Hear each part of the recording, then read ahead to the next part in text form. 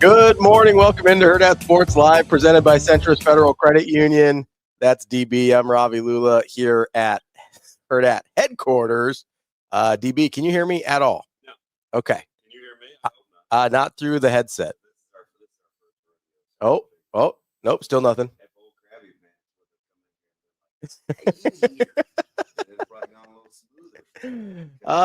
The internet at the bar doesn't work, so that's. I don't know that this is. Oh yeah, that's not plugged in at all. That would be an issue. You big karma guy, DB? Zoe asked me what it meant at the dinner table the other day. Check. Yep, still nothing. I still don't have DB. Oh yeah, that'll do it.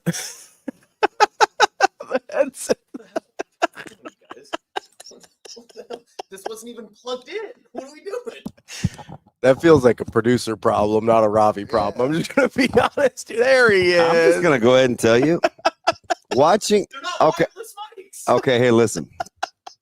So this is interesting. Because I go back and forth about wanting to like Action Jackson. I think we're out. But he's out. But do you know why, though? It's not because he's weird and closet racist. It's because he can't function under pressure. He's very mean-spirited under duress. If you can't be cool when it's hot, I don't know if we can be boys. That's called the egg theory. Whatever is in you when you get squeezed, young Action Jackson, is who you are, and that is not a very nice person. What about me, where I just start hot, stay hot? Your boy, little Afro Mini over here, dropped Richard on me in the first 6 minutes of being here. Well, whoa. Hey, what's up? Who's the voice from the heavens? Oh, hey, Sasha, Me. what's going on? I have no eyebrows. Don't judge me. God, is that you? On my way here, I literally looked right before I walked out of the house. I'm like, there's a lesson here. I don't know what it is, but it's been constant stress for 7 days in a row. Hey, do you know what's funny, though? Calm down, because if I walk in there and I'm a ball of stress, it's just going to not be good for Austin here, who was here. And I was like, hey, bro, I'm going to need you to go upstairs and make sure that everything's set, because the internet is a terrible place. I just want everybody to take note. Yeah. So I'm high-fiving Austin, because thank you. Good job. Rico, Oh, no, he's the last. Thanks, guys. Not and you AJ. guys for pivoting. You're okay. Oh, I was just going to. That's fine. But I just want people to know. Yeah. The only cool. Actually, Sasha was a lot more cool than I thought. But I rock with her. We've been together forever. You're just going to be you. But I just want everybody to know, who's the one that's in the best mood under the most stress? Me. That would be. No. 100% me. No. That would be me. DB's in a great mood this morning. I love not it. even my mood. It's like sometimes you just have to function under, like, this is less than ideal. And who doesn't get to do 3 U-turns in 2 days? Somebody who doesn't use GPS. I don't know. I need direction. Hey, we're going to the sports bar. Specifically, I'm saying somebody else who doesn't use GPS might do that many U-turns. She said I have no eyebrows. Who says that? Can I knock on the window? I feel like I'm in jail. Can I have a new one of these? You guys have kicked enough people out. We have to swap. Thank you. That seems excessive. Seems like something you didn't really I have am to say. very disappointed in my friend. He was so mean. He has to no me. idea what you're saying. He can't hear you at all. Like, we spent so much time together. I know. And he just flamed the whole thing. He looked at Rico. He said, what are you doing in here? Jeez, Mr. Protective. Suave was just trying to help out. Hey, at least we remembered somebody's birthday yesterday. Oh, I didn't know. You were abhorrently mean to him yesterday, too, was the worst part. It just kept getting worse. Okay, so in defense of DB here. Thank you. Not knowing and forgetting are different things. Not when Austin wants to poke fun. Yeah. What did I do? Say it. Say it directly. Exactly what happened. You walked in and you looked at my man. And I was actually nice to Suave, although I did put my foot right next to his when he walked in the door downstairs. And I go, let's measure. Wow. And he goes, wait, you said like foot, right? Yeah, he Okay, goes, good. he goes, I'm gonna take this foot And I had to put it right here. And I go, that's awful violent this morning, Suave. But we were fine, right? We told a few jokes. Yeah, it's everything. Everything's great. Austin comes in. He killed me. He doesn't want me talking anymore. He just killed my bike. No, I hear you. I got you. No, we're trying to adjust stuff here. We got it. Yeah. So Rico, what are you doing here? And I was like, oh, he clearly likes running the show on his own. He wants to be the man. No, because Rico was. I can't hear you. At all. You can't hear me? No. No. I can hear me. Hold on. No, something happened where they cut the whole thing down. This is anarchy. He's like, you're not even plugged in. Come on, guys. This isn't wireless. You're plugged in now because I can still hear you. Yeah, I can't hear you at all. That might be better for our relationship. No, we have to have a show at some point. I don't know what this is, but oh wow, there you go. Can you hear me? Yeah. Hey, there we go. Yeah, I'm good. I'm very still nice. It's very nice.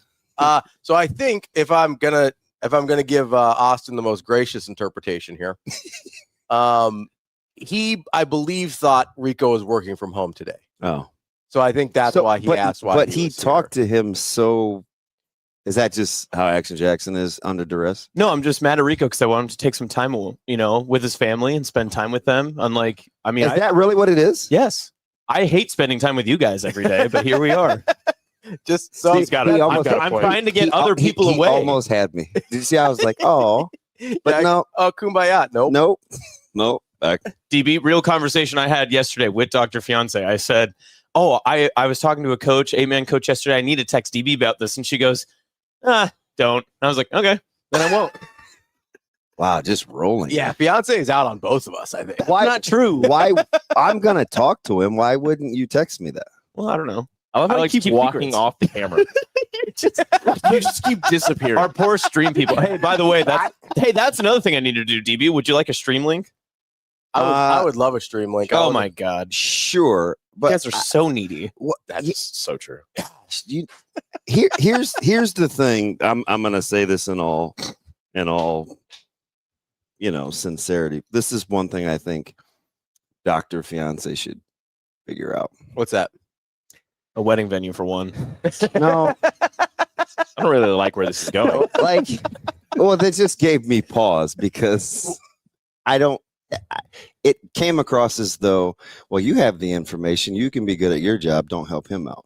I could be reading into that. No. That's not what it was. It was more like she just didn't want me to get into a prolonged conversation with you at like 8:30 at night. That's what it was. Because a diatribe was coming. Oh yeah. No, that makes sense. Knowing Fiance a little bit over here, she does basically sleep all the time. So by was it Why Not or St. Mary's? It was actually Sandy Creek.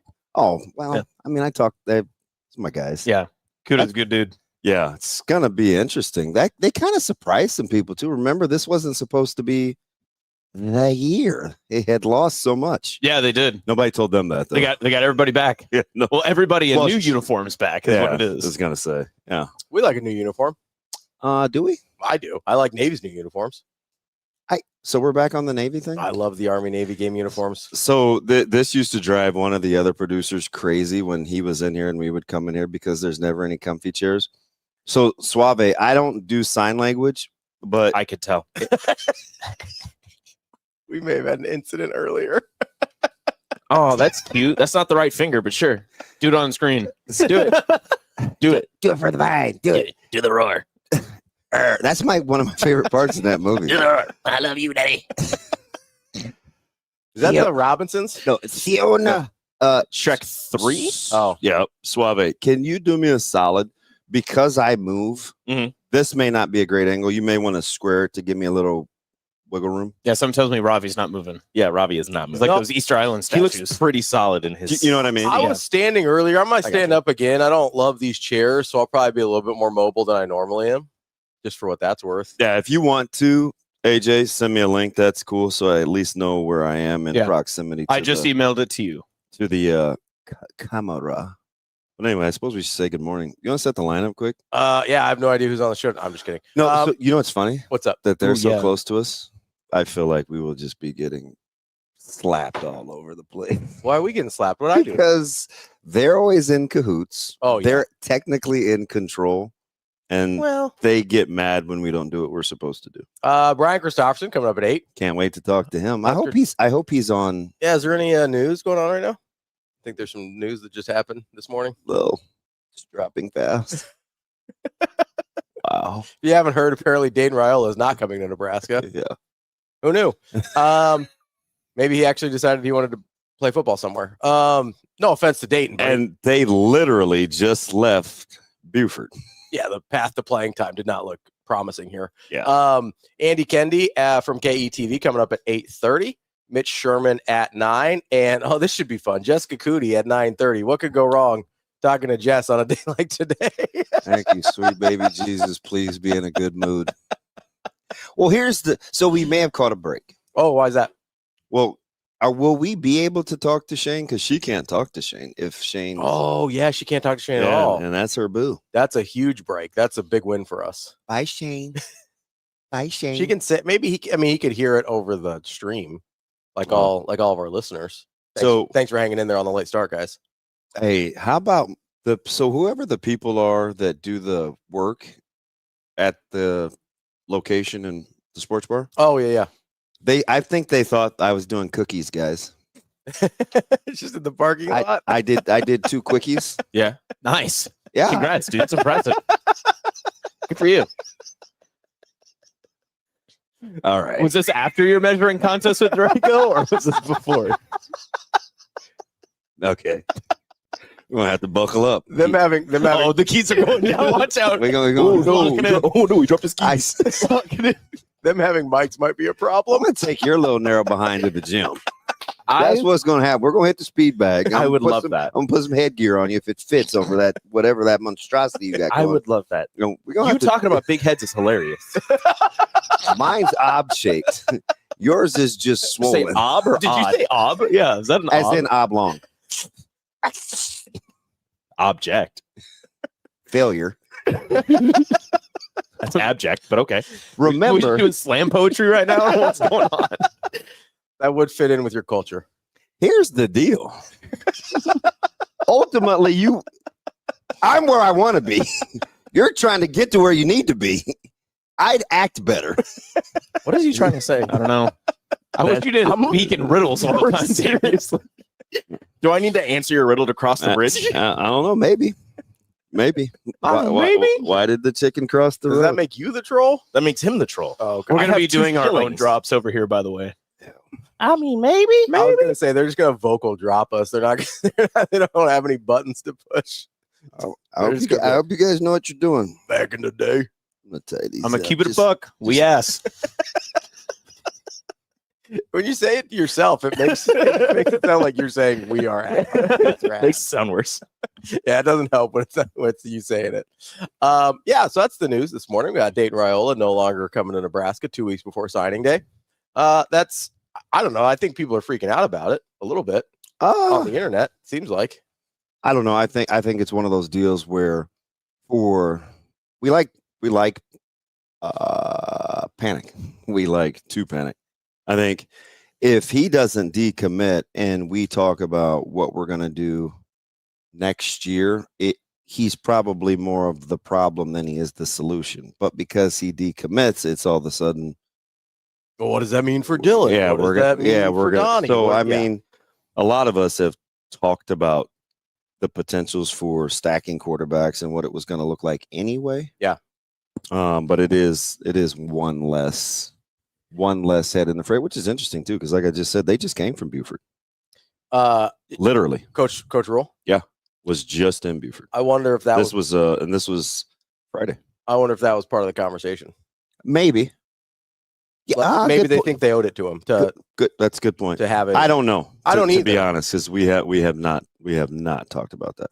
The way I look at the way Nebraska's quarterback room stacks up, and I kind of, obviously TJ Lateef is a talented guy, mm-hmm. and if they want to keep TJ around to theoretically succeed Dylan, and then you've got Trey Taylor coming in right after that to succeed TJ Lateef, where does that leave Dayton Raiola? Yeah, hoping for an injury, basically, right? Yeah.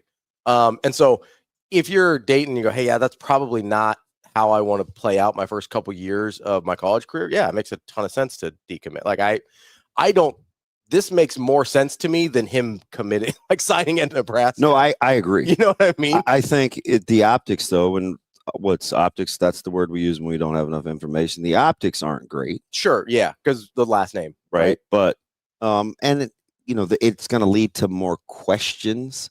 Sure, at least on the outside. So this will be another one of those interesting things. Maybe Vegas knew this. Oh, maybe that's where the 9.5 came from. Uh-oh. As the world turns. That number still doesn't make any sense. No, I'm with you. Like it's. I mean, I know you always give me a hard time for taking the free money. I'm taking my free money. No, on it's that okay. one. I take it this time too. I'm taking my free money on that one. Well, Captain, if Dylan's next, I mean, you've been harping for TJ the whole time. So what do you care?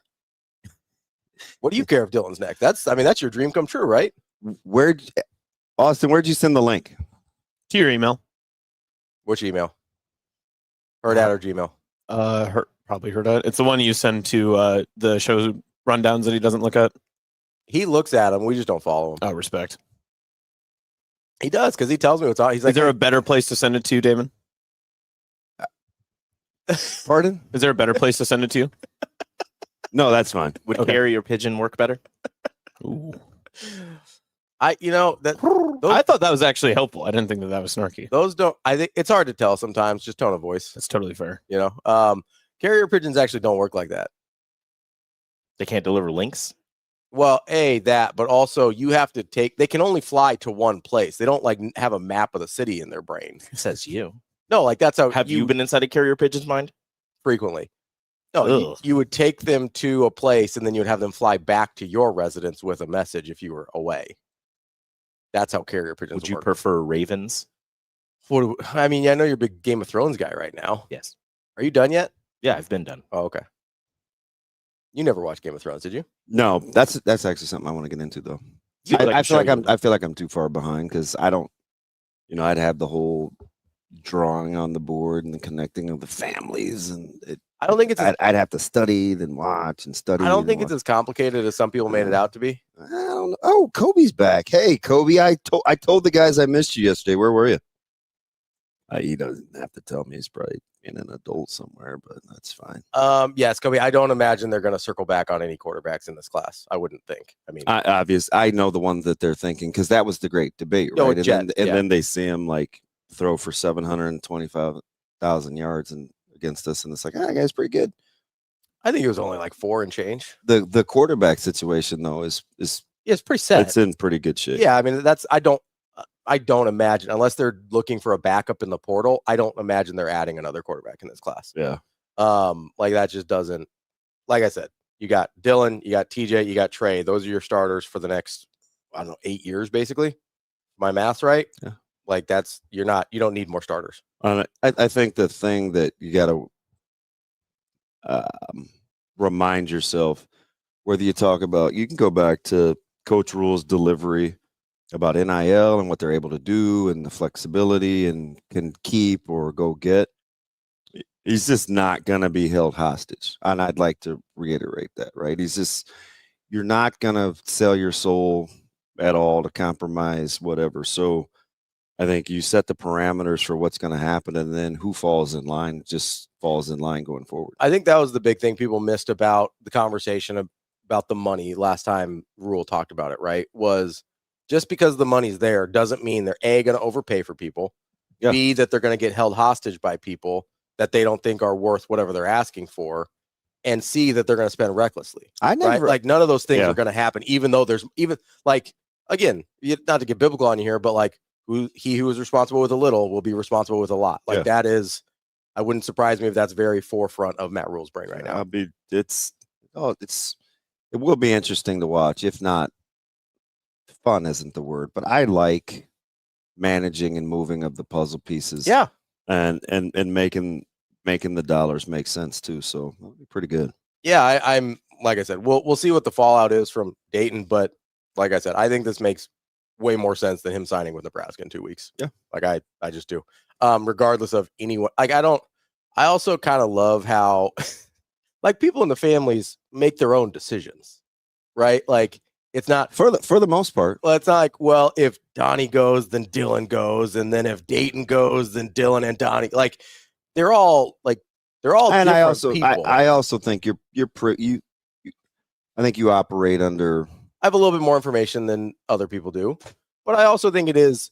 I mean, if Donnie being here wasn't enough initially for Dylan to commit, then obviously there's other factors involved, right? Like Donnie was on staff while Dylan was committed to Georgia, right? So obviously that was not the be all end all for him in his recruitment. I don't know why it would be for his little brother or for his uncle to be the be all end all on what he decides to do next year. Right. Like that doesn't make any sense to me. So that I just think that's something that people forget a little bit. Can I ask a question? Sure. Just for both of you, probably more DB just because of how you interact with players and such.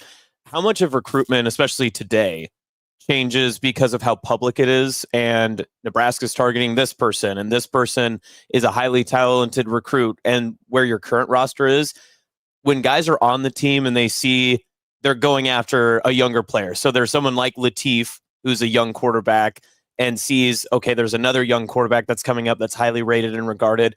How does that, is it like double recruitment where you have to talk with the player that's already on your roster? And then also you want to get talented guys on your roster too, but maintain, like, how do you keep that balance and kind of keep cooler heads in the building? I think that's a good question. I think it's twofold. Number one, it depends on the position or the player, right? Because it's always going to boil down to security and their insecurities versus how much you have to talk to them. Number two is it's the culture. Like, what's the culture say? If the culture's like, hey, it's an understanding that we're going to keep recruiting, right? You can be really, really good. We're going to keep recruiting. You continue to do you. Don't worry about what hasn't happened yet. That's a lot of what I came from, right? I mean, they were going to get the top 2 or 3 or 1 back coming out of the country.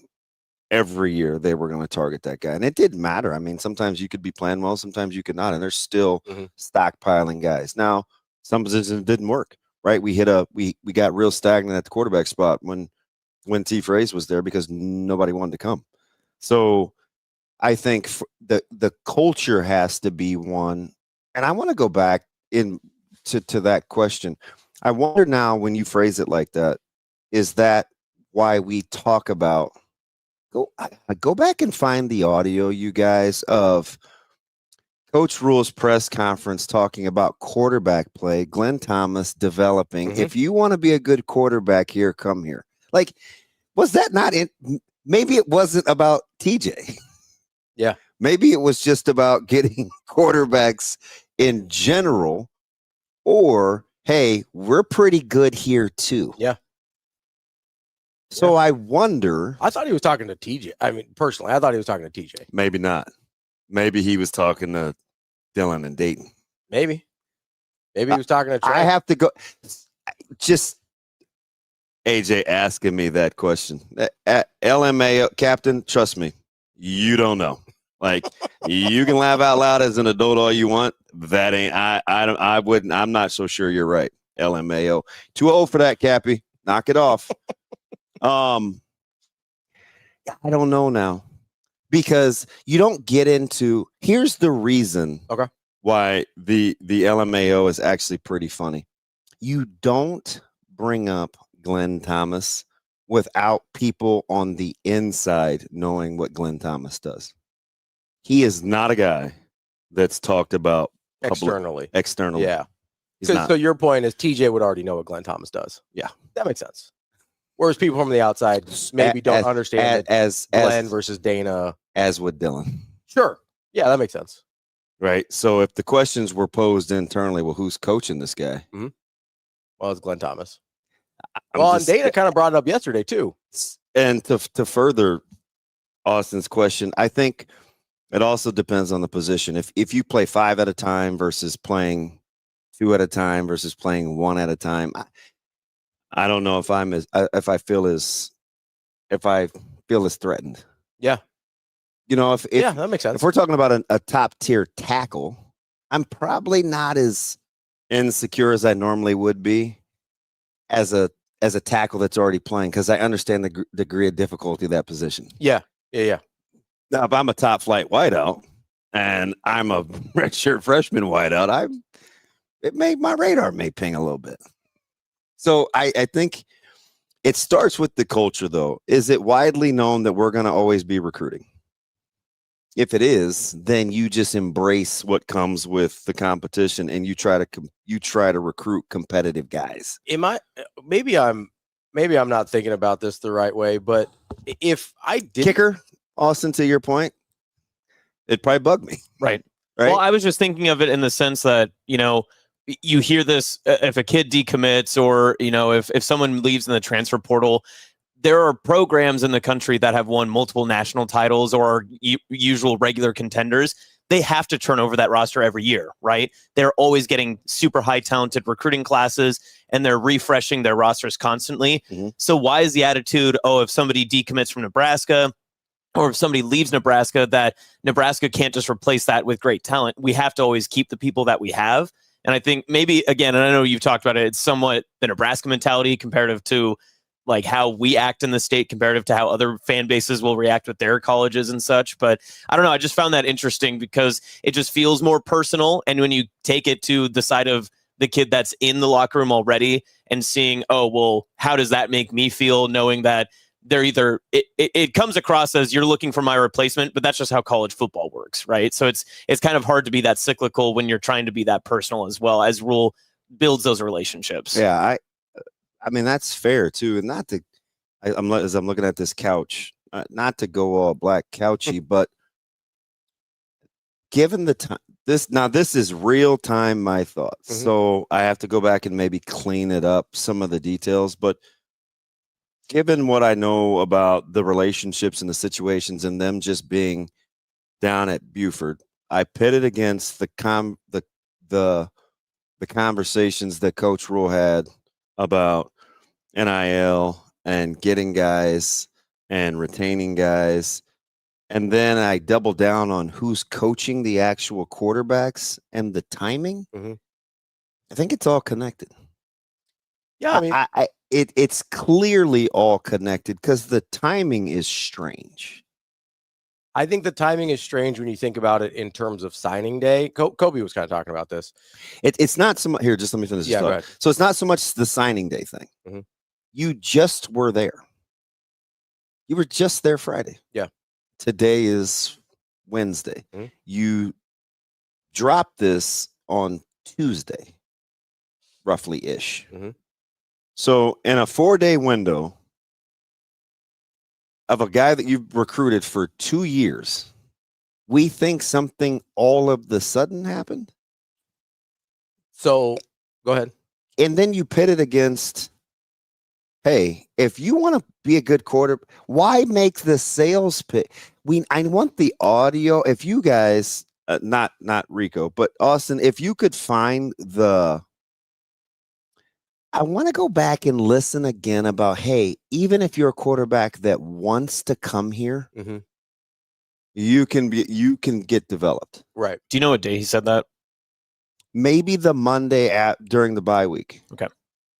Maybe. Yeah, I think that's right. Maybe the Monday during the bye week. Because that's about the only time we would have heard from. I mean, that's the only time we heard from during the bye week, right? And I think it was that recently. Yeah. So if we're talking about what's changed, right? I want to hear that clip in its entirety. But go ahead. I'm sorry. No, if we're talking about like variables that have changed, right? You're mm-hmm. recruiting a kid for X amount of time. The only, in my mind, variable that has changed is that Dayton has seen how much TJ has already developed. I think we're missing the point. Okay. This is just, I swear to goodness, this is real time. I think Dayton is looking at Dylan. I don't think Dayton is remotely thinking about TJ. What do you think he's looking at for Dylan? I think he's looking at like what comes with being at the school, what the last couple of years have looked like. Mm-hmm. There's the interactions of having an uncle and my dad there. Sure. Those family dynamics, there's a lot because it's not always rainbows and butterflies. Sure, yeah. And he's impressionable, so he may just decide, maybe that's not for me. It's not for me.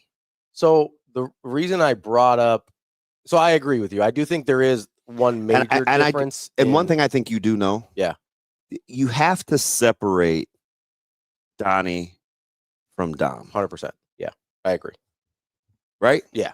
You have to separate uncle and dad. That's why they're clearly different. That's why I brought up the decision-making dynamics with the last name. Yeah. Like Donnie's decision doesn't have anything to do with Dom's decision. Nothing to do, but they're not as linearly connected as we kind of want it to seem. I'm with you. Right. So I agree with you on that point. Maybe he sees, hey, the dynamics here maybe are a little bit harder than they would be somewhere else. We talk about those with in-state kids a lot, right? Mm-hmm. Some kids aren't really built for wanting to have to deal with the in-state of being a highly touted recruit and staying in Nebraska, right? That's not for everybody. Maybe Dayton is sitting here and going, hey, maybe I don't want to deal with some of the things that comes with being a Raiola in Nebraska, right? Like maybe that's not what he wants. The other thing that I do think is interesting, and I'd be curious to see how he feels about this, because you'd have to give him some true serum because I don't know that it's something he would just volunteer. But obviously the recruiting profile of Dylan and Dayton are very different. Dylan came in as top 1 or 2 quarterbacks in the country. Dayton more of a developmental prospect, right? I wonder if he is looking at sort of the savior mentality that was put on Dylan. Mm-hmm. And if that's part of the thing he doesn't want to deal with, or if he's self-aware enough to know that he's probably a couple years away, at least from playing in his developmental process. Like, I think that's part of it too, because Dylan and Dayton were going to have very different experiences here at Nebraska because of that, I think. But maybe he's not able to separate what he sees Dylan kind of dealing with versus what his reality would likely be. Because I don't know that any Nebraska fan is looking at Dayton and I mean, personally, I can only speak for myself. I don't know anybody that I've talked to that expected Dayton to play basically ever at Nebraska. But I don't know if he's got that level of, like, I don't know if he's got that in his head also. Mm-hmm. Because that would dramatically change Dayton versus Dylan's. And my only frame of reference for this is, and this is a strange one, Eric Crouch's little brother was at Millard North my freshman year. No one expected from his little brother what they expected from Eric, right? Like, there was a whole different set of circumstances around those two people, despite sharing the last name. Mm-hmm. That's the closest thing I can think of that is like this, where it's like, hey, I mean, the Corvers had it at Creighton. That was a big thing. One of them ended up going to Drake, maybe because he didn't want to have to deal with the Corver of it all. Or maybe it was just a better fit. I don't know. But the funny thing is, as I'm just replaying the whole, whether I'm talking to Don.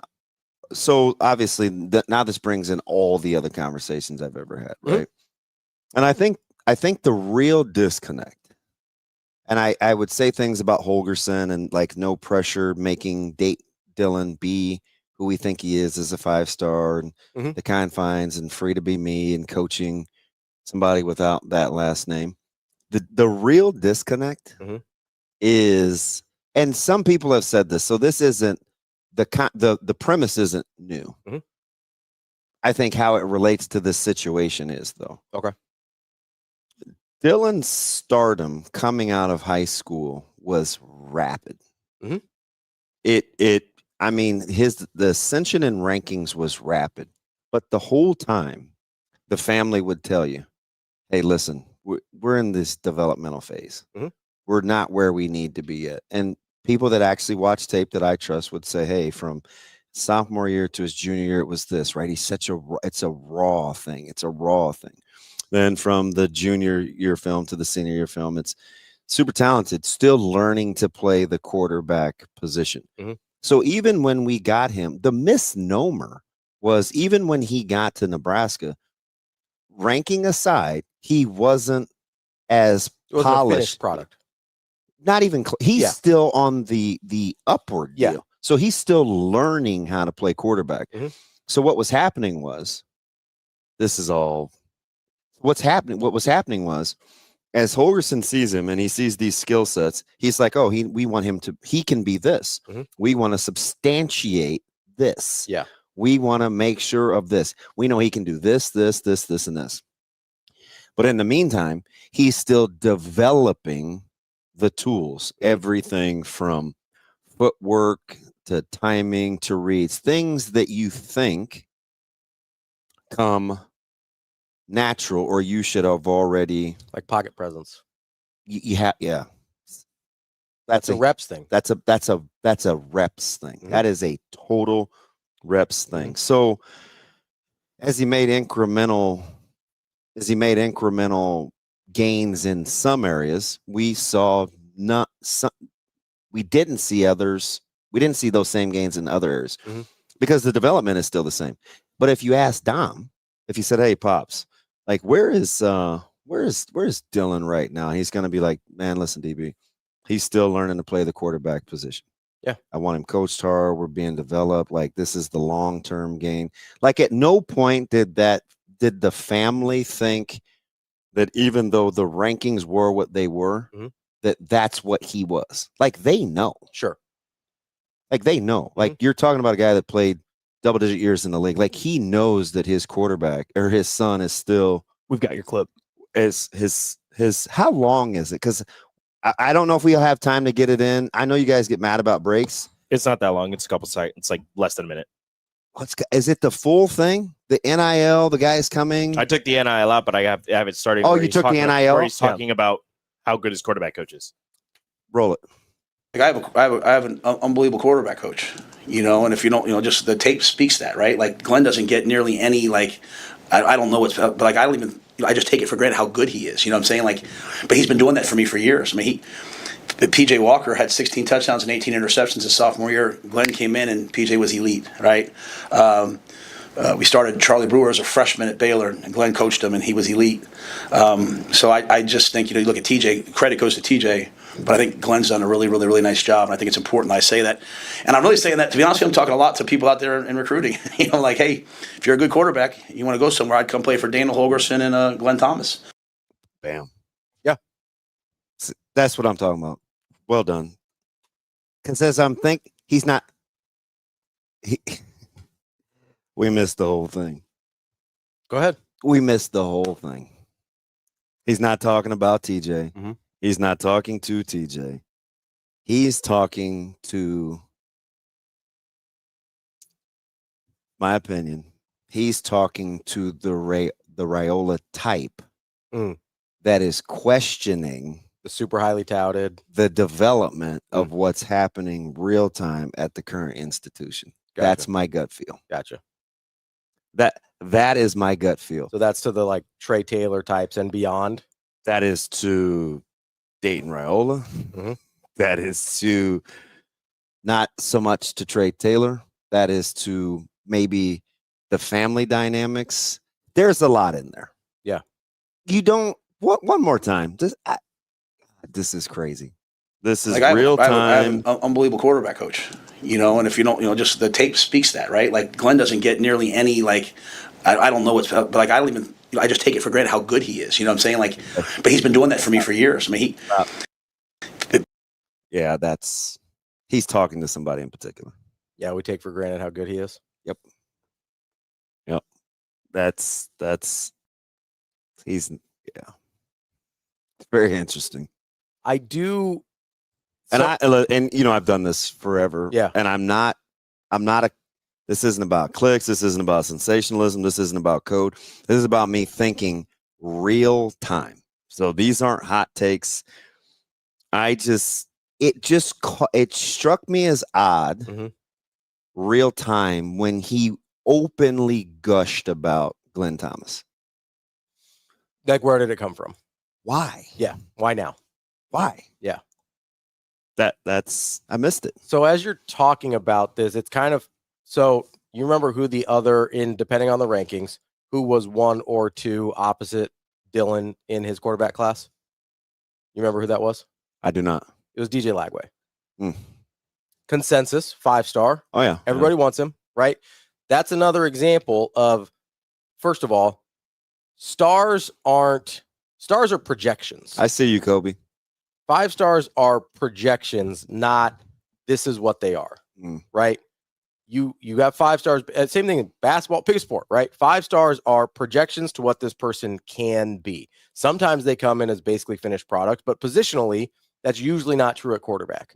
This is why we've had this conversation about how hard it is to start as a true freshman quarterback at a power conference level, right? But the strange thing is the family never thought Dylan was more than what he was.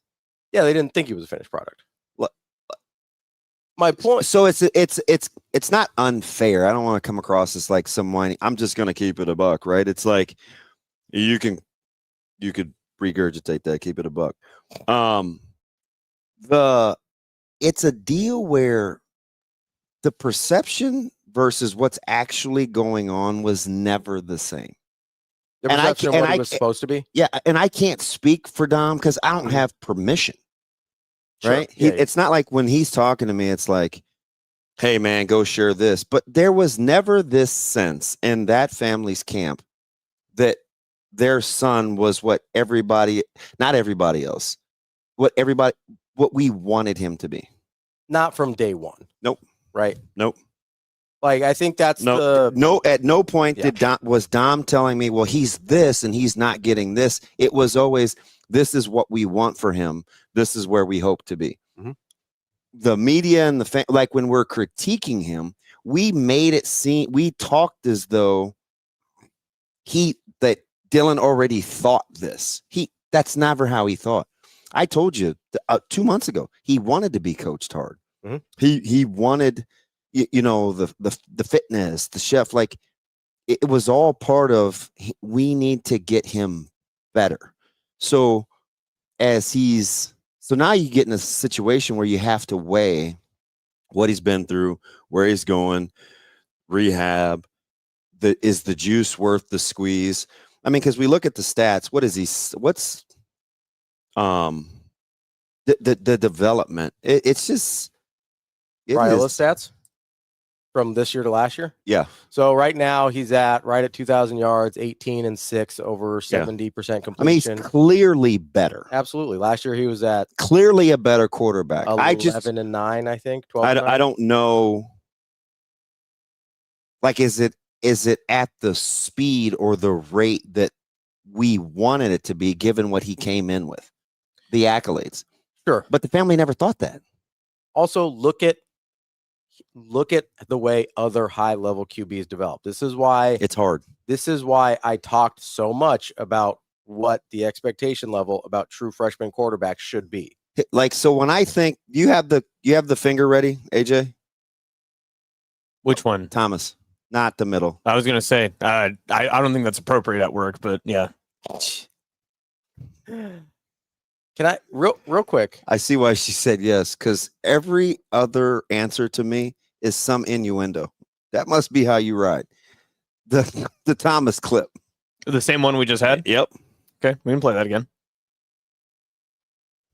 Like I have an unbelievable quarterback coach, and if you don't, just the tape speaks that, right? Like Glenn doesn't get nearly any, like, I don't know but like I don't even, I just take it for granted how good he is. You know what I'm saying? Like, but he's been doing that for me for years. I mean, PJ Walker had 16 touchdowns and 18 interceptions his sophomore year. Glenn came in and PJ was elite, right? We started Charlie Brewer as a freshman at Baylor, and Glenn coached him, and he was elite. So I just think, you look at TJ, credit goes to TJ, but I think Glenn's done a really, really, really nice job, and I think it's important I say that. And I'm really saying that, to be honest with you, I'm talking a lot to people out there in recruiting. Like, hey, if you're a good quarterback, you want to go somewhere, I'd come play for Daniel Holgerson and Glenn Thomas. That son of a gun. Real quick before we take a break and have to get to BC here. Oh, boy. Do you remember the timing of Glenn Thomas coming to Nebraska? Yes, I think so. Yeah. So there was it wasn't official until after Dylan signed, but it was widely reported well before signing day that Glenn Thomas was going to be the new quarterbacks coach at the University. And the pedigree of what he had done with unpolished guys coming in, and maybe not a coincidence that helped sway the decision. Yeah. Just something to keep in mind. Timing is interesting. Yeah. Wow. Let's take a quick break here. I do know one thing. What's that? All right, he's, for all the flaws and the in game and the timeout counting and the wins against top 25 deals, don't ever doubt the fact that dude is not ahead of the game. Don't ever doubt that he can't be the best. Dude, his pivot game and his foreshadowing is, I don't know how it's going to work in wins and losses. This dude will not be caught holding a smoking gun. I don't know, man. This is going to be a long day for me. Well, let's get some help in here. Coming up next, we're going to talk to our guy, Brian Christopherson from Husker 24/7. We will be right back with more Hurrdat Sports Live. As far as what's going on, meaning like the coaching change, conversations that you guys have. I would say that it's really no different than any other scenario. Yes, I'm from there, but like I've also coached at a lot of places, so the experience to go back there and coach there is awesome. And to be around some family and friends, and I even have some friends of mine I grew up with that played at Penn State that still live up there, so I'll see them. But as far as what's going on with them and their program, we're so locked in on all the things that go on with our program and how we're trying to make sure we're playing as well as we can on defense on a day-to-day and week-to-week basis. But I'm sure things will work out. In 2013, I remember it was a close game. I think we lost, meaning we as not Nebraska, but the team I was coaching. But not a whole lot of memories about that in terms of, I remember then coming here the next year, I believe, or maybe it was the year before, I'm not sure, maybe it was 2012. Both of those games were tight games, and there was a play in the end zone, I think, here that I remember that because I remember that I think they got the call wrong. But yeah, it should have been a touchdown, and we should have won that game. But anyway.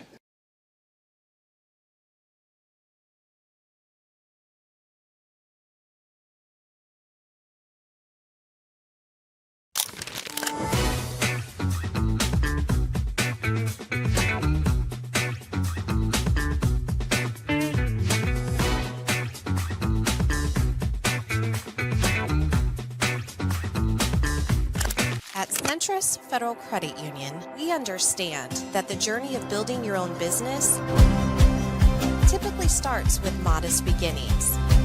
With a little help from our team of experts and small business loan offerings, you can take your vision and transform it into a more concrete reality. Centris Federal Credit Union. We are where you are.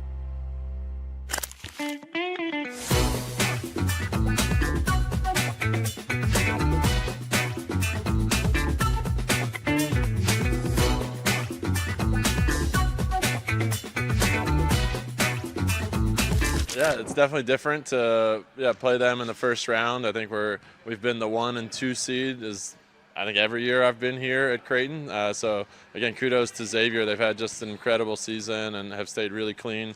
It's where they bookended their regular season with losses, 1 to us and 1 to Marquette, and just played great volleyball in between. And so it's awesome. So we get to play Marquette round 1. It'll be fun. It's always a great match. It's always a really hard place to play at. They have a great student section. They get their athletes to come out and make things tough for sure. Yeah, but it's what our league does, and you can't host 2 years in a row. So even though we won last year, we don't host this year, but we'll host again next year. So it just kind of is what it is, but it'll prepare us for tough matches ahead. Again, we hope to be playing long into December, which means we're gonna have to go on the road somewhere tough and figure out a way to win. So this will be a great test for that.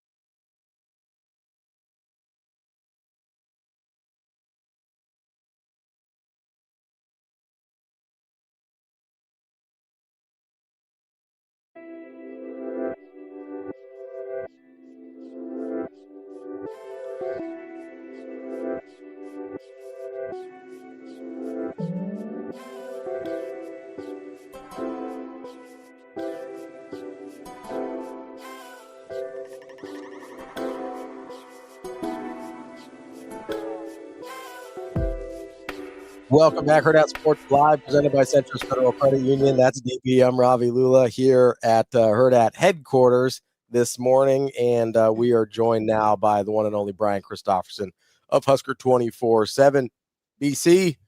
We'll pop him up on screen here. Do we have him, or is he just audio? Just audio? Okay. BC, how we doing, buddy?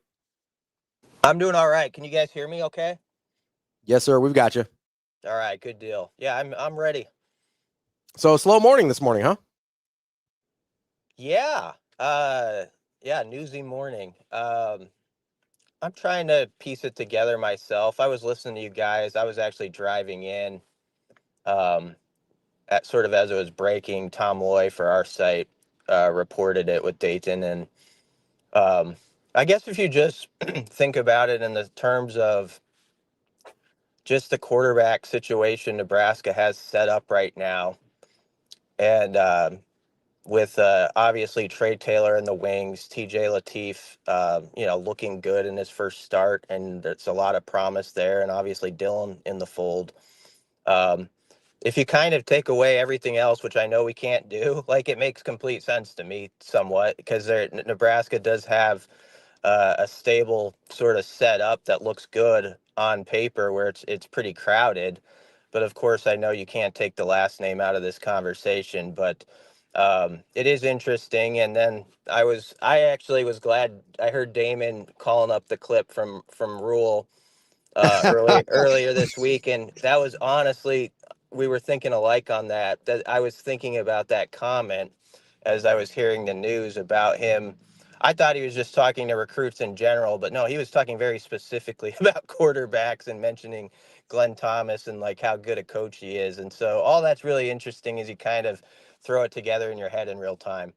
Yeah, BC, like that's why we're boys. Because I'm and listen, I'm not like some shock jock hot take thing, but this is real time, and I'm trying to connect the pieces based on the personality traits, and without getting into anything other than hypothesis, which is fine. Like, we can speculate and talk about that, and I'm more than willing, because clearly I've done it in the first segment.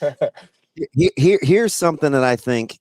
So there's two things I'm going to hang my hat on. Number one, this staff almost refuses to ever be caught off guard. And even if they are, their ability to pivot seeming seamlessly is admirable, right? Where it's like, okay, this is how it's going to go. This is what I see happening.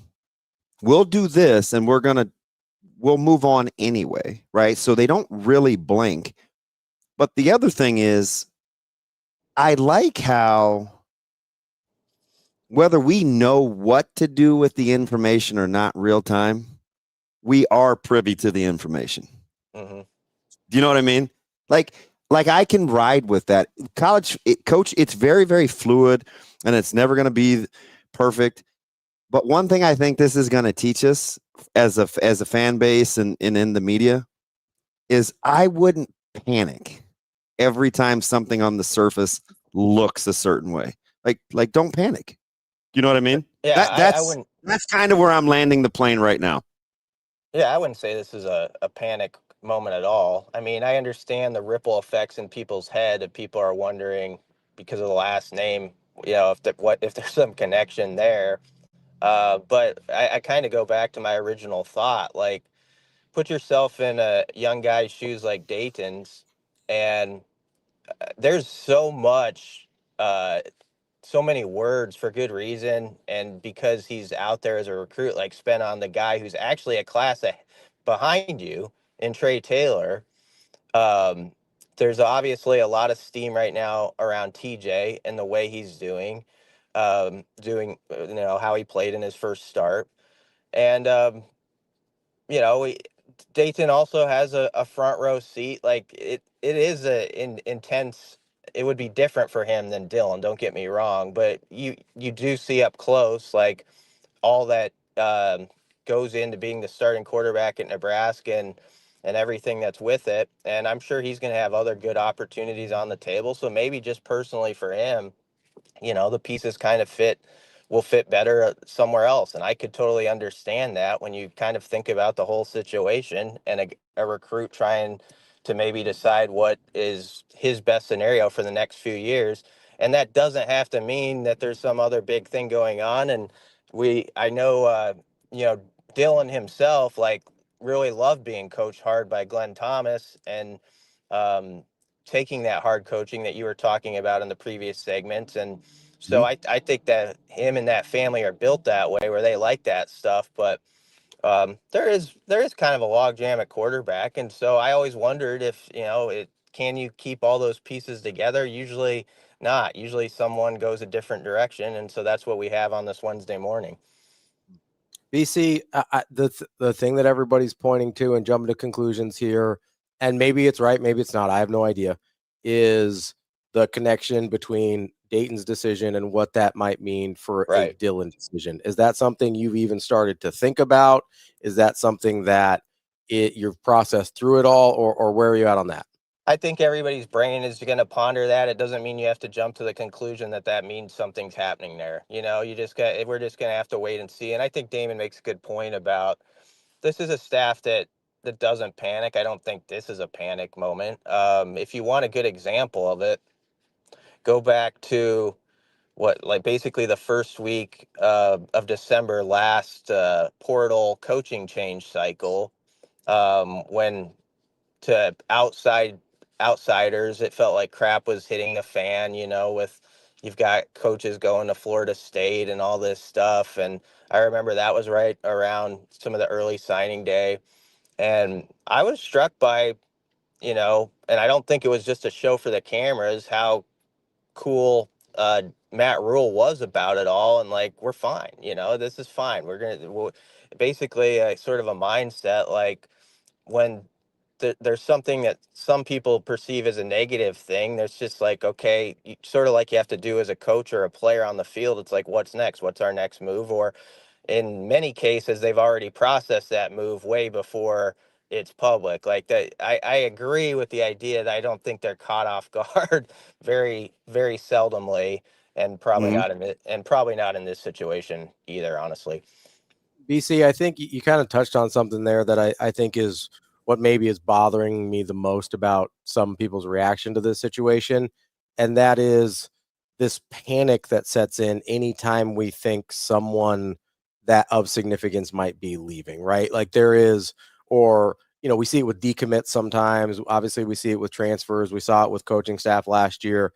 And maybe it's because in the years past, we haven't had very well run programs, but I do think there is this thing that we need to get past as a fan base and maybe as media members as well, to not panic every time. Like, yes, obviously Dylan Raiola is a really good quarterback. Let's say it does mean that he's leaving. That still, to me, isn't a good reason to panic necessarily, if that makes sense.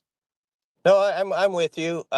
If you're going to play in the big boy space in college football, these are going to happen.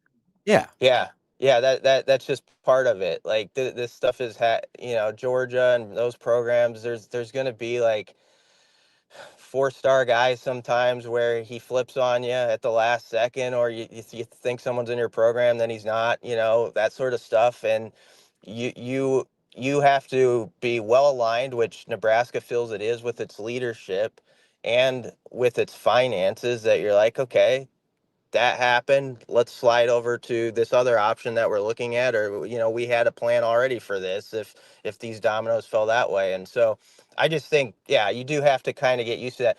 I think you're right about that sometimes with reaction around here. I can't say how it compares to other places, but I do think, like, even sometimes, and I don't want to knock a specific kid, but like a 3-star lineman can decommit.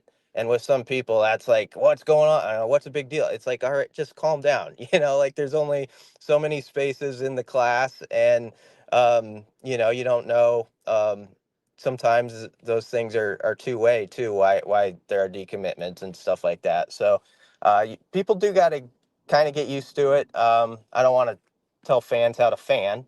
But this is an interesting one because of the last name, and he's been committed a long time and all that. So I get it. It's going to be one that people are going to speculate about, and that's understandable too.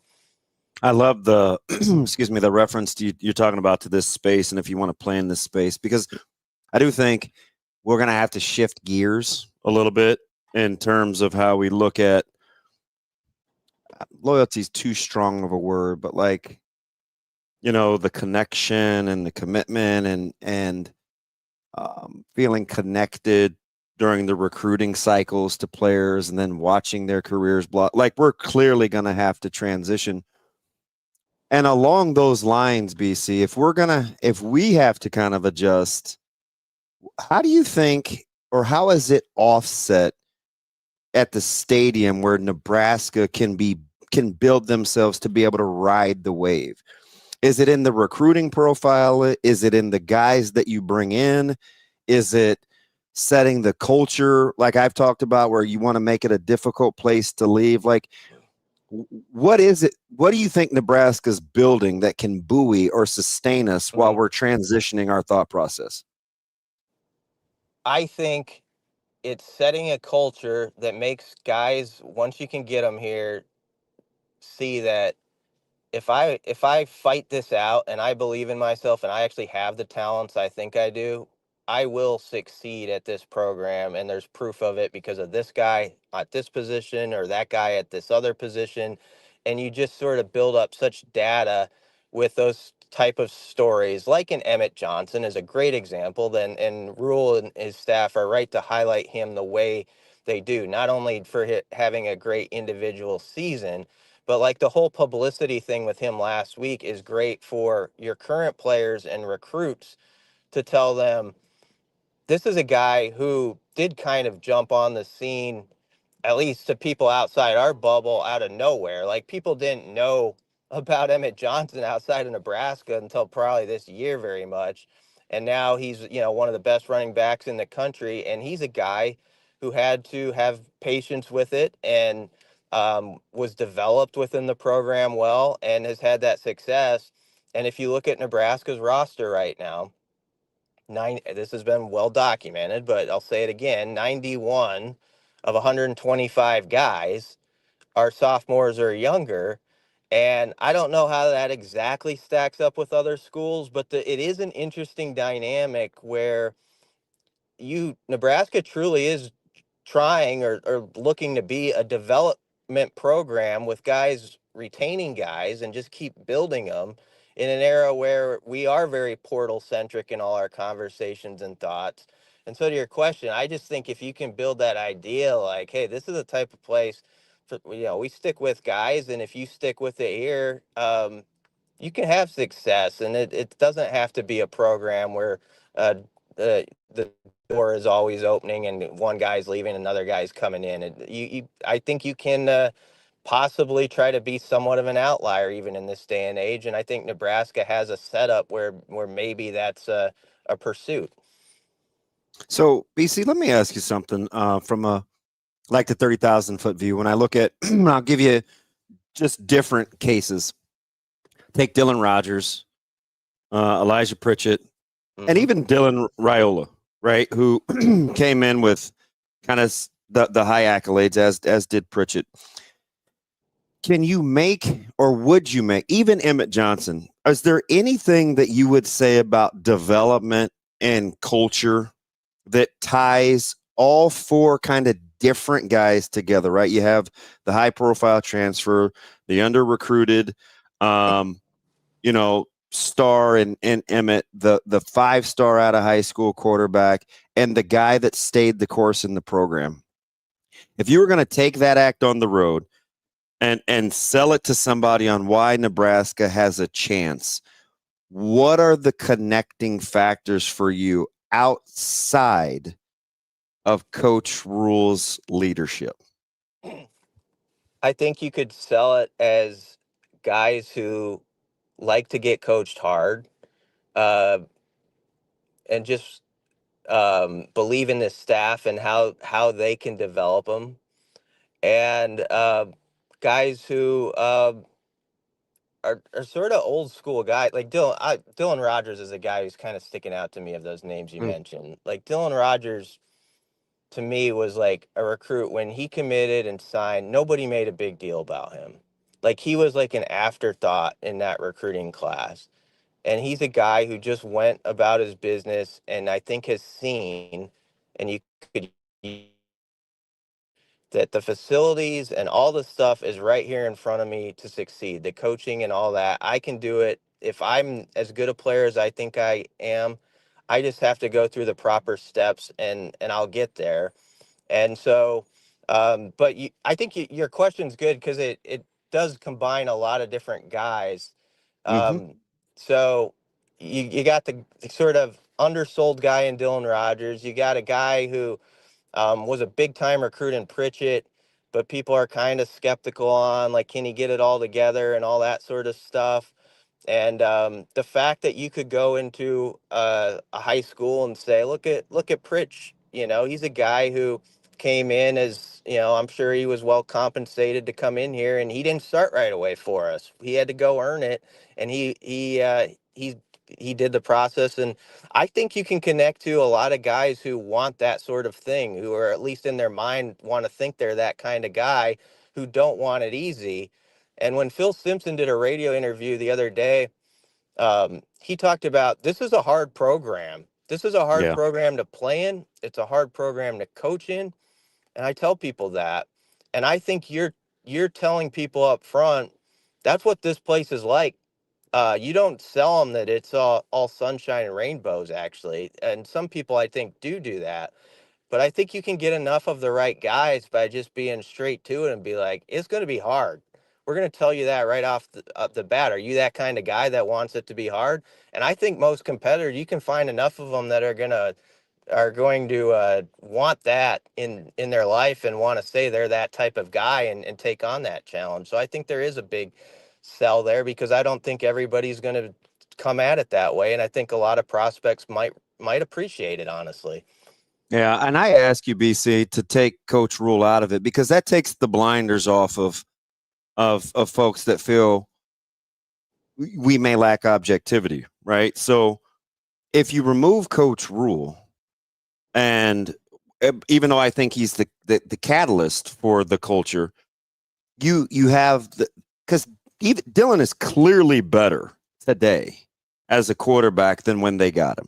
Now, we can argue the varying degrees of what he was when he started, what he is when he's currently injured, but he's clearly a better quarterback. Pritchett is clearly a better left or right tackle. Dylan Rogers is clearly a better player. Emmett Johnson is clearly a better runner. If it's about development and you like the culture, is this sustainable if you're going to be the program, like you said earlier, when you said if you're going to play in these waters and play with the big boy programs, we've got to be encouraged, don't we? Or is that just me? No, I mean, I have been big picture with what they're doing over there, and I think I understand why it's hard sometimes when you're on the car ride in the process, and you do have some of these stops and starts, and there's a night like Minnesota a few weeks ago, and it makes everyone feel like, where is this really going? You kind of get that immediate reaction to it. But I think when you step back and you think about how they are trying to build it and the plan that's in place, I feel like it's the first time.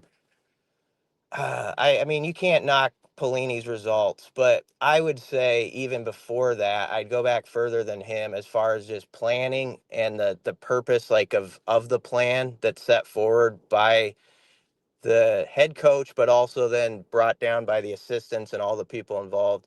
I feel like they're the best they've been in a couple decades as far as planning and having a real good idea about what they want to be, and also showing a willingness to shift a thing here or there in an age where you sometimes have to, like where maybe the rules change on you a little bit, so you have to go maybe a different lane than you would have 3 or 4 years ago if you're a head coach at a program.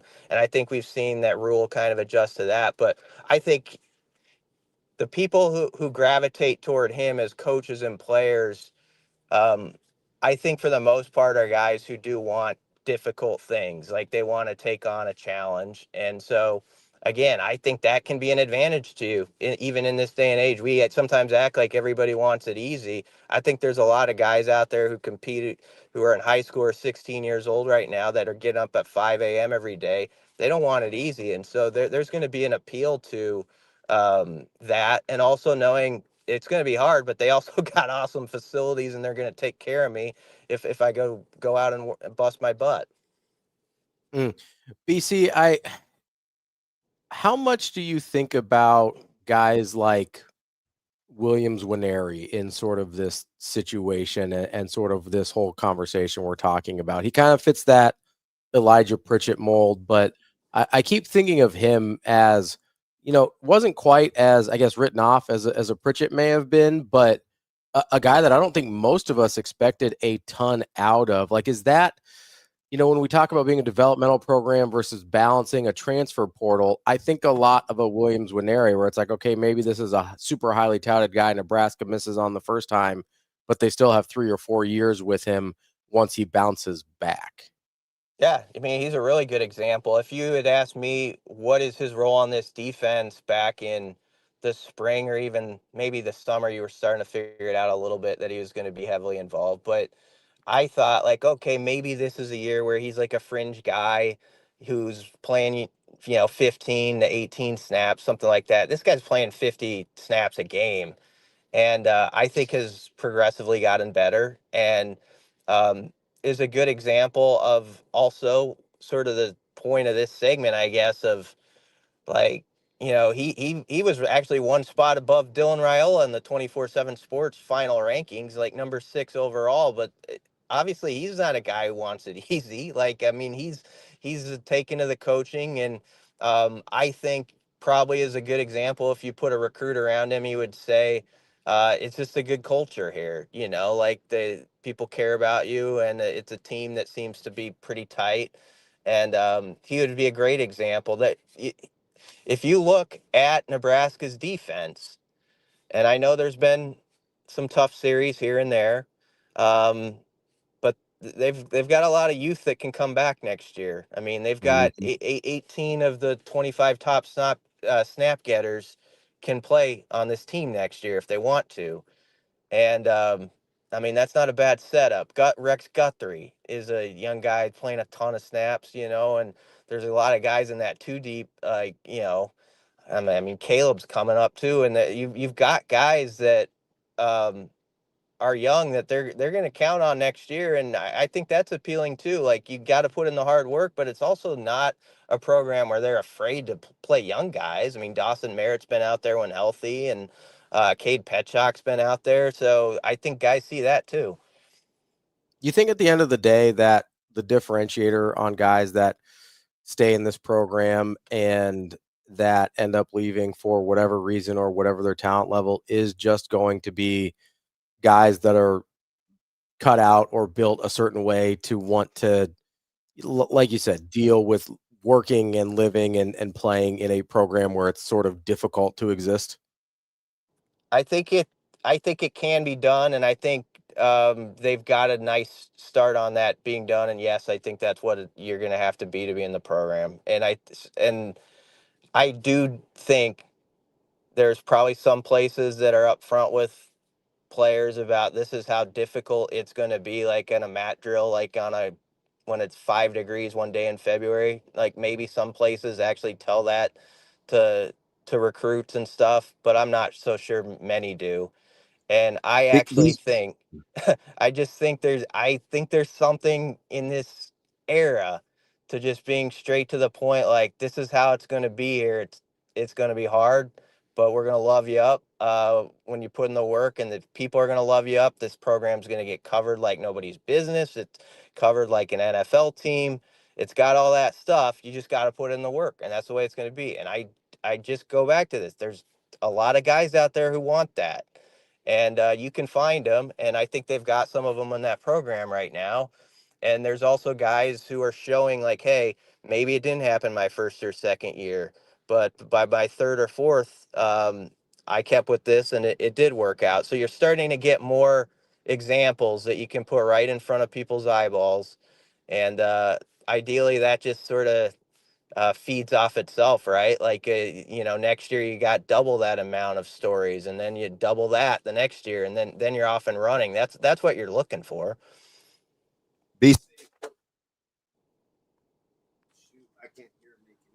No.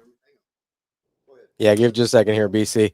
Yeah, no working on some technical difficulties here at the at headquarters. Yeah, Austin's gonna help him out with his headset here. There you go. I think he's back. BC, sorry about that. I stepped on my own cord. Oh, like that. Anyway, B, let me ask you something. You knew it was going to be a small class. You could tell it was going to be a small class. When you go back and you listen to Coach Rule be very firm and direct about it being a small class in spots closing quickly, do you look at that any different now in hindsight? I don't know, maybe a little bit. I don't know if I'm reading too much into it, but I just, there are no coincidences, right? No, probably not. I mean, there definitely wasn't when he talked about Glenn Thomas specifically. And if you want to, yeah, I'm looking at that whole thing different now. Yeah, that quote seems pretty obvious now. A few days later, yeah. I mean, you talk about panic. That has been sometimes a panic point. Although I think a lot of people have been pretty reasonable, I have to say, about this class and its ranking and understanding, like, yeah, you're gonna see a graphic or something that they're ranked 80th or whatever this cycle, but I think people are starting to wise up to the idea that I always use it as like a sandwich. It's like, what are your two recruiting classes, and then like what's the portal class in between them? Like you're almost combining like three things together now to actually form a full opinion on like the prospects you've brought in over like 12 months. And so I do think people are adapting to that mindset. But yeah, if you're a recruit out there, I think, Nebraska can say, like, if we're after you right now at this point in the 26th class, we really want you because this is a small class. So you're very valued if you're a part of that. And also, that if any recruit does his research, Nebraska will play the portal game a little bit. And, they're just not taking people to take them right now. Not that a lot of places are, but that would be very obvious to any prospect. And so if I got an offer from Nebraska today and did even a minimal amount of research, I'd be like, they're really into me. Like this isn't a show deal. This is a place that sees how I can be used and that I could be a player there. BC, we got to let you go, but real quick here, just not speaking about anybody specifically, and I mean that. How often, just for people who aren't as familiar with the recruiting processes, how often is it when we see a decommit that it is the kid's choice versus a school's choice to no longer take that player? I would say over my history of doing it, I don't know. It's probably like more slanted toward the school, probably in general and over like a decade of doing this. But sometimes it is honestly a kid's shot, or it's just an understanding between both sides. A lot of times it just sort of fizzles a little bit, right? Like a kid kind of understands, I'm not hearing from these guys quite as much. And I'm sure there's some truth. Some staffs, I'm sure, are better about just speaking to the point than others about it. But a lot of times it's just kind of obvious, like, hey, the love, it just doesn't quite, there wasn't that love connection there was like 6 months ago or a year ago, or you see that maybe they're going a different way. And so I'd say as much as it is a kid, oftentimes it's the school. It's probably at least 50-50, I think. Okay, that's all I was wondering, because I think that number would surprise people, just for my anecdote. Yeah, it probably would. BC, we appreciate the time so much. Great stuff as always. We'll talk to you next week. Yeah, thanks for having me, guys. Thanks, B Sizzle. Coming up next, we're going to talk to Andy Kendeigh from KETV here on Hurrdat Sports Live. Obviously happy with, how he handled everything. Thought he played, really good first time out, which we expected him to. I mean, there's a lot of confidence, in the coaches with him. We talked about that, and then he went out there and proved it. I think the coolest thing that, him handling going back home was awesome. Okay, now that was his element too. The weather and Southern Cal is kind of his element right there, and he felt good in pregame, and we even kind of kidded around about that, just as far as, the ball was kind of sticky, and he was spinning it pretty good, and he played well. From an offense, it was probably our most efficient game.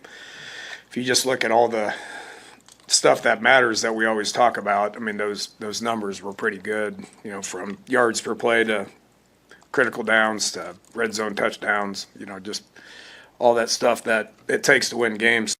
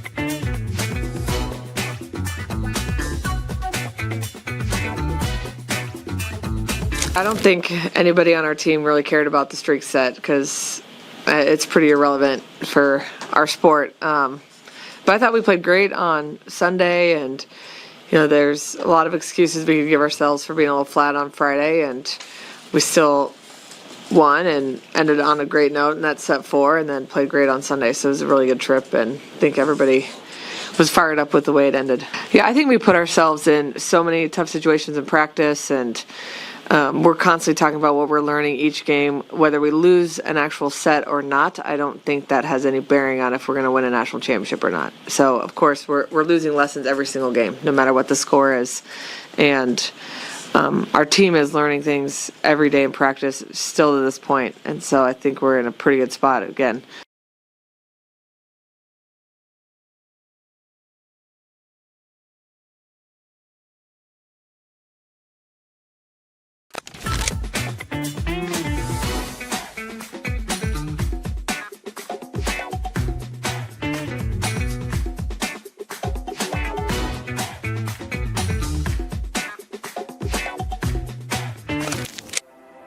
At Centris Federal Credit Union, we have the tools and resources to help our members fulfill their financial goals, with a focus on building a stronger community for the next generation of leaders.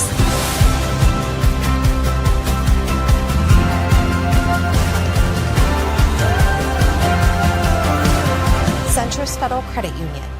We are where you are.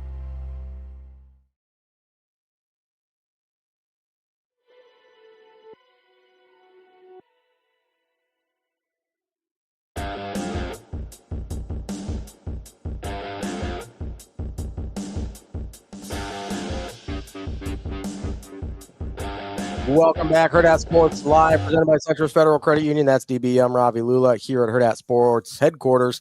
We are joined now by Andy Kendeigh from KETV. AK, what's going on, buddy? What's happening, boys? Are you guys in a space shuttle, or where in the hell are you?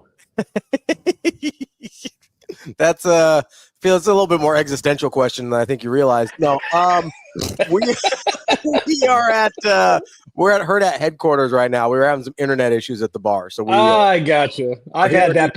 If I had a dime for every time I had internet problems at a bar, I'd be a rich man, my friend. It's very palatial in here, AK. I'm feeling a little overwhelmed at the freedom of movement that I have, and as you know, and Lauren and Eddie will tell you, Damon, sit still, stop moving. I know. Off camera. This is too much freedom. I know, for any right? one person to have.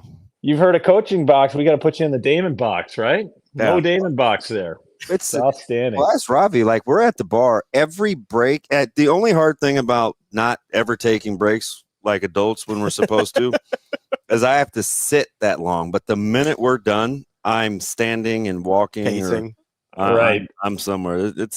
So right now I'm in heaven. It might drive everybody else crazy, but I feel great. I usually just yell at him, "Hey, you're coming back, right?" Yeah. Yeah. We're on at 30. Damon, do you keep track of your steps? Are you an old guy? Are you an old guy meter reader like me? Like I keep track of my steps every day? I don't know. Does Android make anything fancy that you can put on your wrist? Because I don't have anything Apple.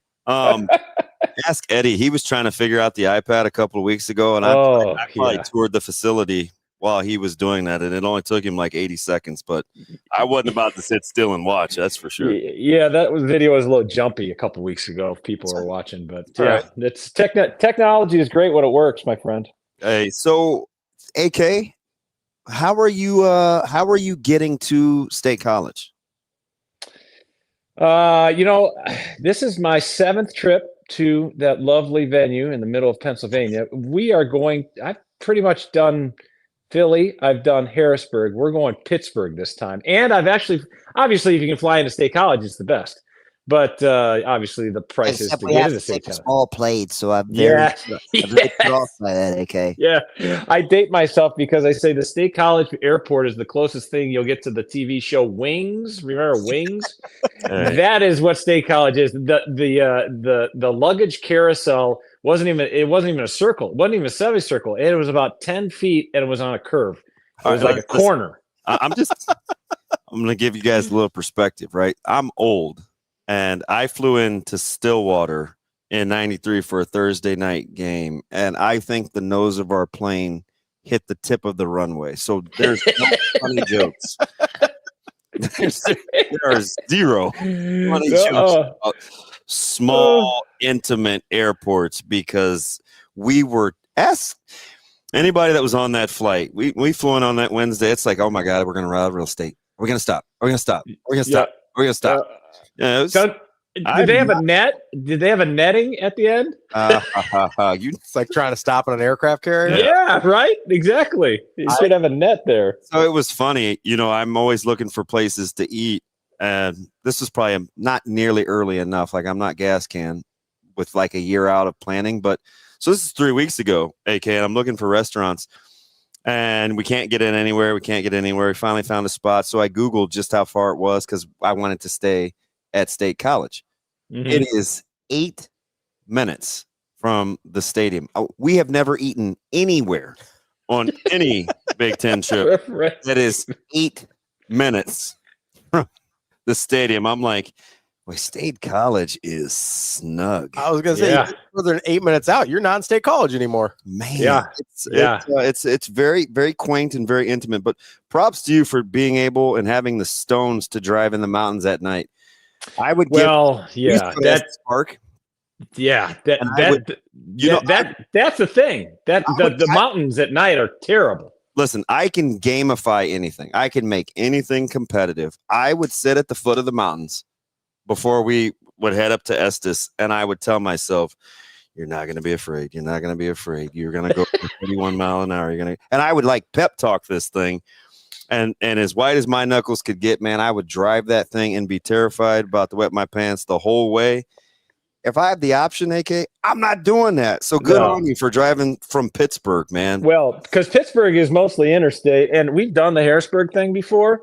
And I'll tell you that the 11 game, where that was right after the whole Sandusky thing broke and that Paterno thing, it was just unbelievable, like surreal. Like the atmosphere surrounding the stadium, the everything that went into that game, whatever. And then we have to drive home. It's like snowing, and we're going down these mountain ranges. And if you remember, Todd Andrews, our news guy, came on that trip, and he was driving. I call him GQ Smooth. That guy never had a hair out of place. He's just a good. No kidding. Dude. Fantastic. Yes, and he was driving. I was like, oh Todd, please. I was Did he pleased. drive cool? Because he always looked cool. I bet he was a cool driver too, wasn't he? Well, he tried to be, but even in those conditions, it was trying. But yeah, we're doing the Pittsburgh thing. I think we're staying. I'll tell you, boys, if anyone has up for an adventure and has some disposable income, you can get in for very cheap this weekend. I saw Are you tickets. shocked? So that's what I've been hearing, AK. Yeah, under $10 get in price. Under $10 get in price. It was as low as $5 to get a ticket. That's including fees. That was yesterday. That was yesterday. Now, it's very, like, the other day it was like $8. Like, okay, $8 to get in to watch Nebraska. Now the problem is getting there, obviously, but I'll be interested to see how much red is there. The students are on break after Friday. How many of those are going to stick around for this game? Penn State, though, has something to play for. Talk about they could salvage something positive out of this season with a win. They're still in position, and obviously they've got some dudes. Their roster is full of dudes, and so I don't know. And the odds makers think they have all the ability since they're favored by almost double digits. So I think it's actually a pretty intriguing matchup when you think about it. It is, from a Nebraska perspective, and I'm not going to pound this point too much, but the late game traveling back, that's a challenge. But I like Coach Rule's response the other day on Monday. I thought it was great.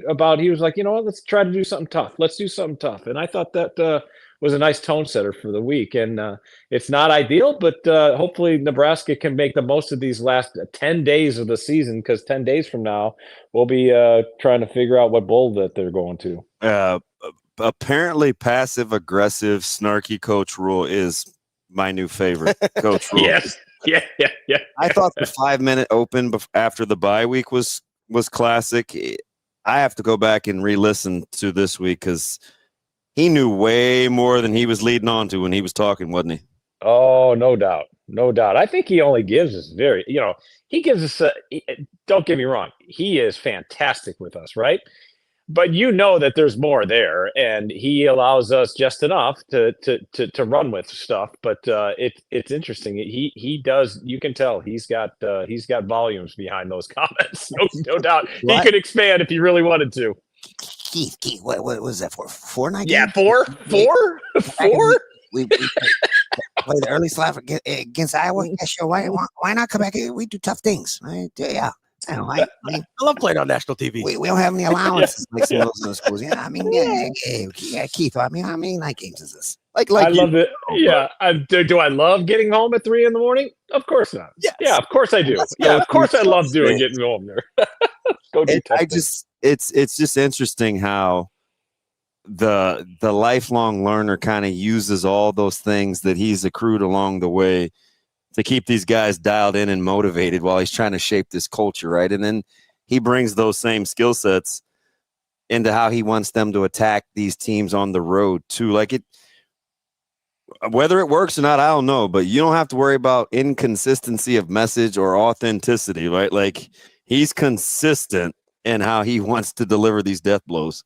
Yeah, and I think the message is obviously everyone's locked. Yeah, and everybody's in lockstep with them, right? Players, coaches, everybody knows the message going into the week, which I actually find very admirable. There's no, Dana is his own person, but still, even Dana goes to he reverts back to what Coach Rule's message is, and it's a pretty interesting deal when you think about this team could finish this season 7-5, or it could finish the season 9-3. That's the fascinating thing about these last 10 days of November that we're dealing with. And are they both winnable? Absolutely. Could they lose both? Absolutely. It just depends on which team is going to show up and really which defense is going to show up too. AK, what's the plan for state football coming up here? Oh boy, yeah, it's going to be a busy one, right? And nobody's complaining. Nobody's complaining. We like to do tough things in television, So we've got Monday, Tuesday, state championships. We got Lauren on Monday covering Class B. Lauren's going to cover coordinators in the morning on Tuesday. Matt Tilly's doing Class A and the C1, C2 games. And then obviously we have this is the unique thing about television. We've got a pregame show leading into a game that's not on our air on Friday. So please join us at 10 to 11 live from outside Memorial Stadium. as we get you ready for the Heroes game. How about that? Was that a good, energetic promo? That was very diplomatic and unselfish of you. Yes. Anything for the team. You took one for the team to pimp your own squad. I like that. That's right. Anything for the club, as you know. I'm a team player. There is an I in Kendeigh, but not in team. Just remember that. Wow. That is our guy, Andy Kendeigh, KETV. AK, we appreciate you. Real quick. When do you get in, Andy? We get in. We're actually staying in Altoona, which is about 40 minutes outside. But we're going to be. We land. We land in Pittsburgh like 1-ish. We'll be up in State College by 5-ish. If you're around, we'll join you for dinner. Well, where aren't they gonna be? I mean, yeah. Where's he gonna be? Yeah, he's gonna be. He's not going 8 minutes from his place. That's for sure. Let's go. We'll pick you up. So, like, this is so DB. Yeah. The first thing I'm thinking of is, what in the world am I gonna do from 6 a.m. because of the Eastern body clock on Saturday morning until pregame? Besides, look at the ceiling in my hotel room. You're going to be pacing. You should get a step counter because you're going to be pacing at top during the day. I Googled the gym or the workout facility at our hotel, and it's like, hope it's warm enough to walk because I don't want to take a coat. I'm just happy you guys aren't staying at the old Ramada Inn that used to house the visiting teams there. That place was can't be any worse than the one that used to be on Maryland's campus that's now part of their academic institution. I can't believe that was a hotel. Well, those rooms were about as small as my closet. I'm waiting for some pretend voice to say Norman. That thing was giving me the creep. That's great. Yeah, it's a big long wait on Saturday, but you know what? Hopefully it'll be all worth it, and that you'll have a joyous ride home. It's a Bates Motel reference for you spring chickens. Yes, exactly. All right, old man AK. All right. DB, count those steps, DB. Yeah, me and my Android. Yeah. All right, buddy. We'll see you later. See you guys. That is Andy Kendeigh from KETV. Apparently, I'm kicking Kobe back out of the family. Apparently, because the iPhone stuff. Yeah. Well, he has such strong. Kobe, do you not believe in grace? No, it's just everything is Kobe's. I like Kobe. He's fun. Let's take a quick break here. We've got Mitch Sherman coming up at 9. We'll come back a couple minutes early. And I don't know. I feel like we're not. Some people in the chat are not totally processing things. Oh, you want to land a plane? Oh, yeah. I think I'd like to. The floor is yours. A little bit. So we have people talking about NIL money, and first of all, I don't think that has anything to do with Dayton. I don't think the NIL money has anything to do with Dayton. And isn't the elephant in the room here? And I'm speaking for myself, not for anybody else. So maybe I'm way off here, but I have spoken to some town evaluators that might agree with me. Isn't the elephant in the room here that none of us really necessarily thought Dayton was good enough to play Big Ten football? Like, for me, that's the elephant in the room, because the people I've talked to, and I'm not dragging anybody else into this because I haven't asked permission to use names, but the people I've talked to who are town evaluators in this space, most of them did not believe Dayton was a power conference quarterback at this point. If you look at his other offers, other schools didn't seem to think he was a power conference quarterback at this point. So if we're worried about Dayton, the only reason we should be worried about Dayton is if you think it is an indicator of what will happen with Dylan. If that's what you're worried about, that's fine. But if you're worried about Nebraska not having Dayton as a quarterback on their roster, that's the last thing I'm worried about. I never thought he was going to play at Nebraska. I thought it was Dylan, and then TJ, and then Trey. And anybody else would come in through the transfer portal. I don't know what Marcos Davilo is. I have no idea, but he was a 4-star at one point. Anybody who's actually concerned about the fact that Dayton won't be a football player at Nebraska, I don't understand it at all. Yeah, I don't know, like, what the agendas or, like, kind of what we're really thinking is, but it's just going to be one of those things until we see if Nebraska wins enough games about whether we care or not. Sure. Because, I mean, if they win, we won't care. If a quarterback gets hurt 2 years from now, we'll find some way to drum this up. I mean, it's just Well, I'm sure it's just kind of what we and did. I'm sure we'll be like, well, why didn't they recruit Jett Thomalla? I'm sure that'll come up. It already has, but let's say 2 years from now, let's say Jett is having a great time at Bama. Let's say 2-3 years from now, he's the starter at Bama. That would be incredible. I would be thrilled for him, by the way. That'd be awesome. Like, in 2 or 3 years from now, we'll be doing the Joe Burrow thing all over again. Well, did you know Jett wanted? I have no idea if Jett ever wanted to come to Nebraska. It doesn't appear that way. Or if Nebraska ever showed any interest, which it doesn't appear that way either. It doesn't appear that way. It appears that the Thamallahs are extremely happy with how this is going. Yeah, their son's going to play quarterback at Alabama. I'd be happy too. Well, and it's Kalen DeBoer has a history with quarterbacks looking like that's what are we talking about? So this was kind of an innocuous deal. I don't know who he did the interview with. It might have been our guys at NEB Preps. I'm not for sure. But about a year and a half ago, Jett was talking about his recruitment. And you're a big self-awareness guy, right?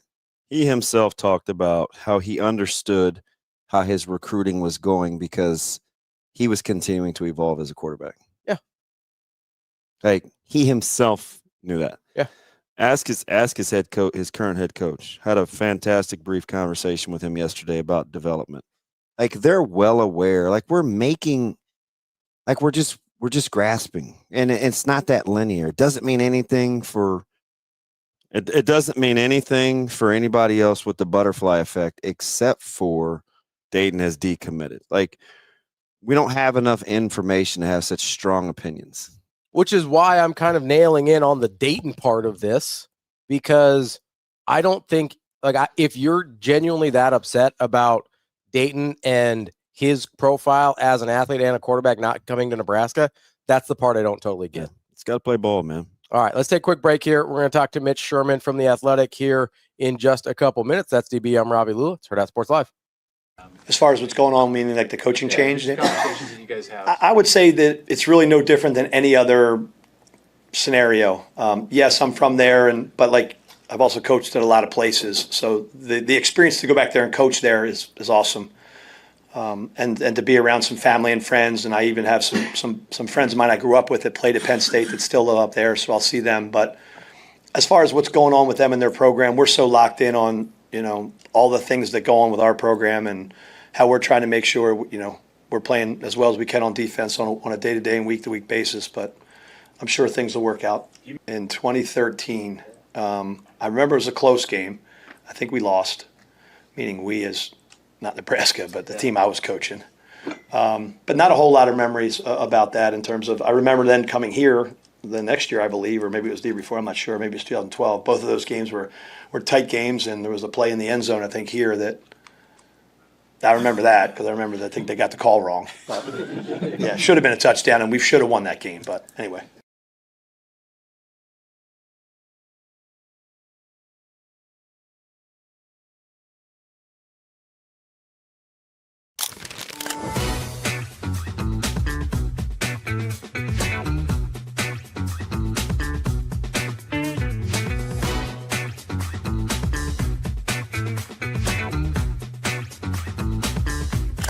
At Centris Federal Credit Union, we understand that the journey of building your own business typically starts with modest beginnings. With a little help from our team of experts and small business loan offerings, you can take your vision and transform it into a more concrete reality. Centris Federal Credit Union. We are where you are.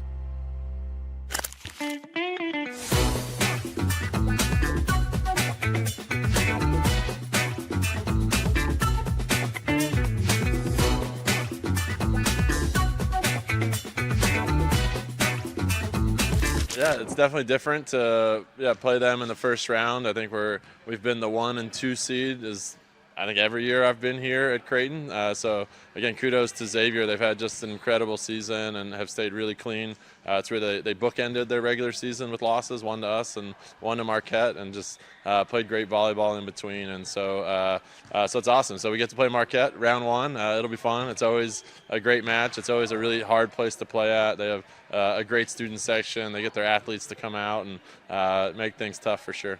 Yeah, but it's what our league does, and you can't host 2 years in a row. So even though we won last year, we don't host this year, but we'll host again next year. So it just kind of is what it is, but it'll prepare us for tough matches ahead. Again, we hope to be playing long into December, which means we're gonna have to go on the road somewhere tough and figure out a way to win. So this will be a great test for that.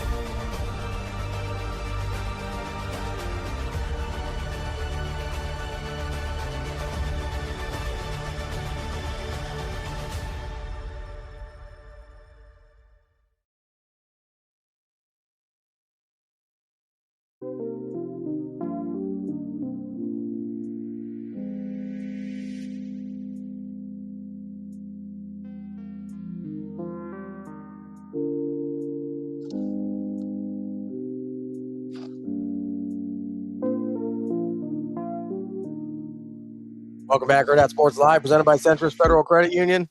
What's up, DB? How you doing? You doing okay? What are we playing? You mean the music? Yeah, like what is going on? We don't have our usual music, okay? We're doing our best. Hey, you might just have to hum or something. The chat's been saying it does look a little like an insane asylum in there, and yeah, I think you guys may be trapped. We're gonna leave you in there with our good tunes. Everybody is so judgmental too. It's like, do you guys do you know the moccasin? What can I say? Moccasin analogy? I think like the whole mile in a shoe thing. Like everybody's got like such strong opinions. You guys should change roles with all these hot takes and see how you guys do. My man John, he's like Damon. He sounds like my mom because he called me by my first name, which no one does. Damon, stand still. I'm getting motion sickness watching you.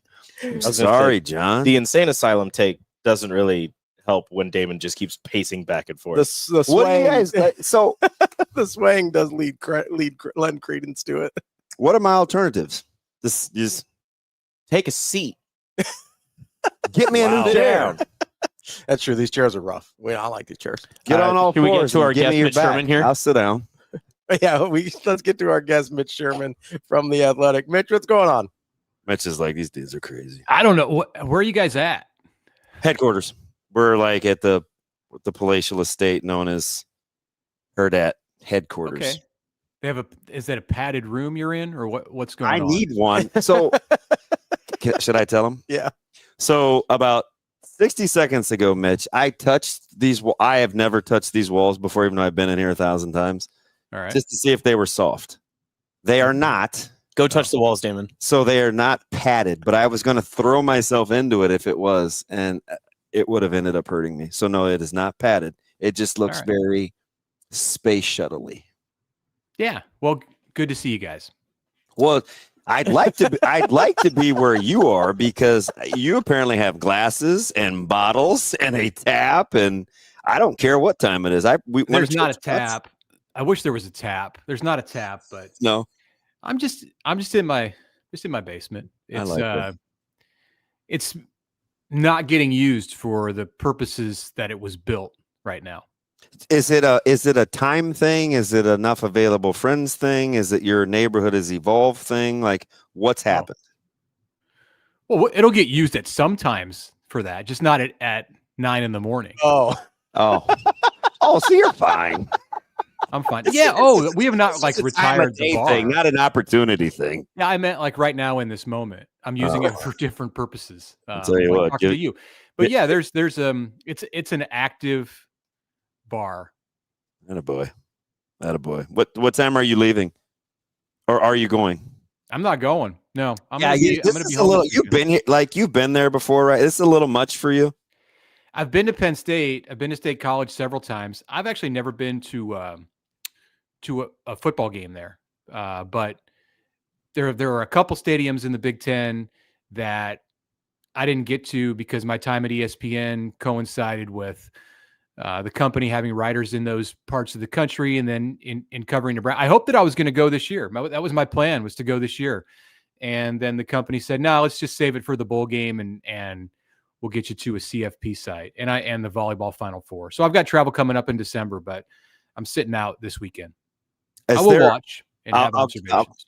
I'll get to Nebraska and PSU in a minute. Is there a game that interests you that you think will give you a barometer leading into this one? Or are you just watching this week of college football like, see what I can glean? I'm interested in USC Oregon. Yeah, that's for sure. Otherwise, I feel like it's the calm before the storm in college football this week. And we're going to really get a lot of answers about everything next weekend. And of course, the weekend after that with championship weekend. Mitch, do you see USC Oregon as, I think DB and I kind of do, as a title or a playoff eliminator game? Yeah. Well, I mean, if USC wins, I think Oregon still has a path to the playoff with 2 losses, but it's a little treacherous. So for USC, it's a playoff eliminator. Okay. Ready to say, you have to know you need additional context to be able to determine if it's a playoff eliminator for Oregon. It might be, but not necessarily. Mitch, before we get into the game specifics, is there more likely a path for Notre Dame and Miami to both be in at 10-2, or 2 Big 12 teams to get in?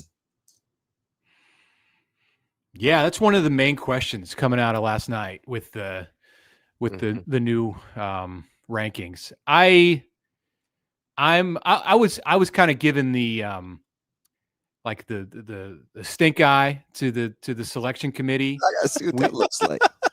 Kind of like that. You're like, oh, what are you saying? Like, you kind of close one eye and say, I'm not following here. Tilt the head. When Juracek, the new chair who just came into the room this week and then got thrown on ESPN to explain the decisions that were made before he got there, and while he was there this week. They should have put Troy Dannon on camera last night, since he's been in the room the whole time, or Ivan Maisel, or somebody who'd been around.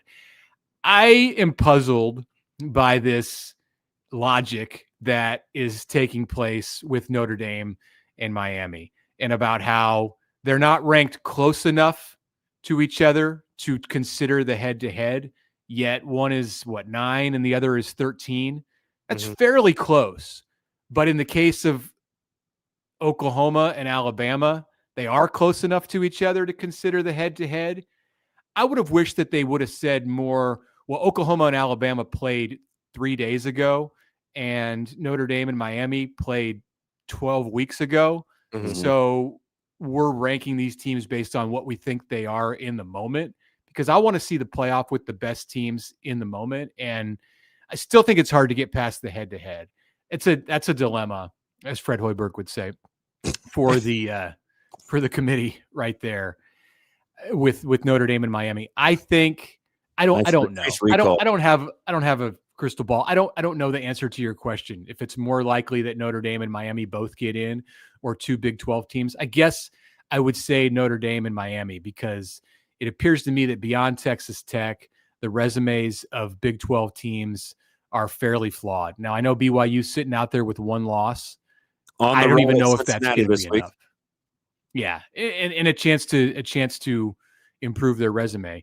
I don't know if 1-loss BYU gets in ahead of 2-loss Notre Dame. I don't think so. And Miami, for the most part, I guess, Miami, ACC's not getting 2 teams in. So Miami needs to find a way into the ACC championship game and win it, right? Like, am I off base there?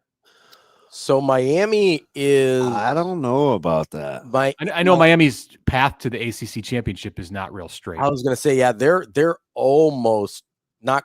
I don't think technically, but they are pretty close to shut out of that game. I mean, it's all right. So all right, two ACC teams. Like yeah, I'm not. I was gonna. I don't know. That's it. I'm not. I don't know.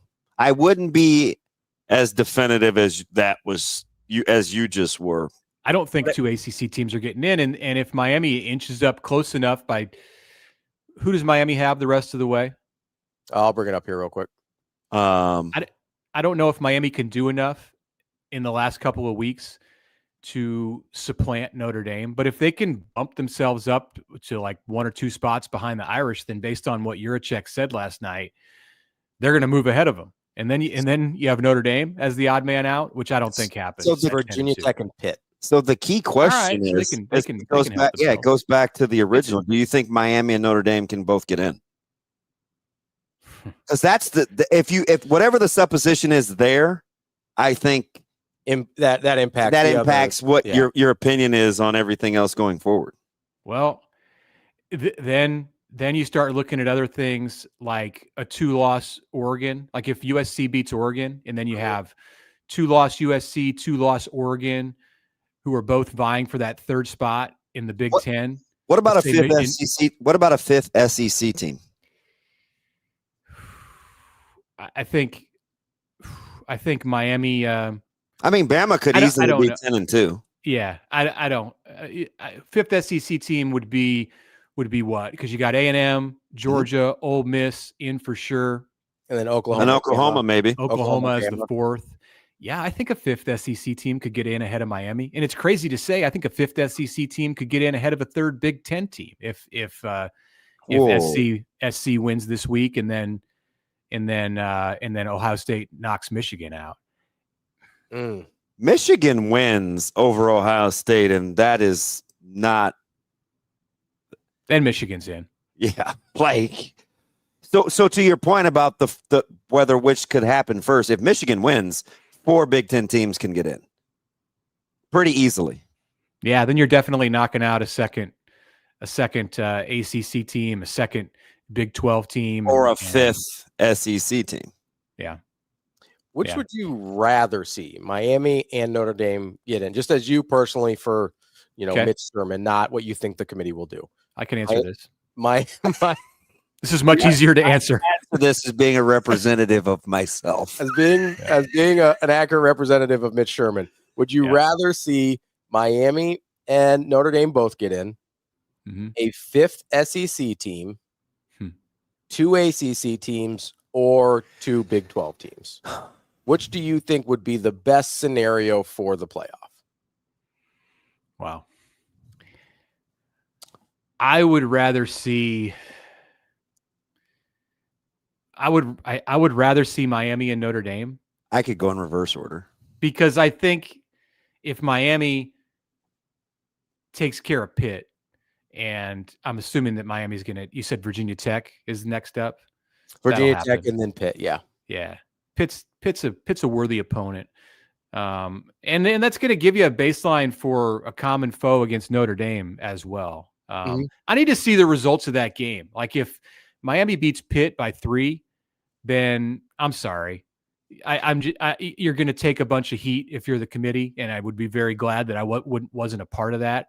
But I'm not excited about Miami in the field with Notre Dame if Miami goes 10-2 and finishes the season with a 3-point or a 7-point win against Pitt. Like they've got to have some style points in that game. And if they can do that and they're 10-2, then I feel good about putting Miami and Notre Dame in. Like I like the name brand appeal and like what that could potentially lead to with Notre Dame and Miami both making it. I mean, they're both, I think they're both good for the sport.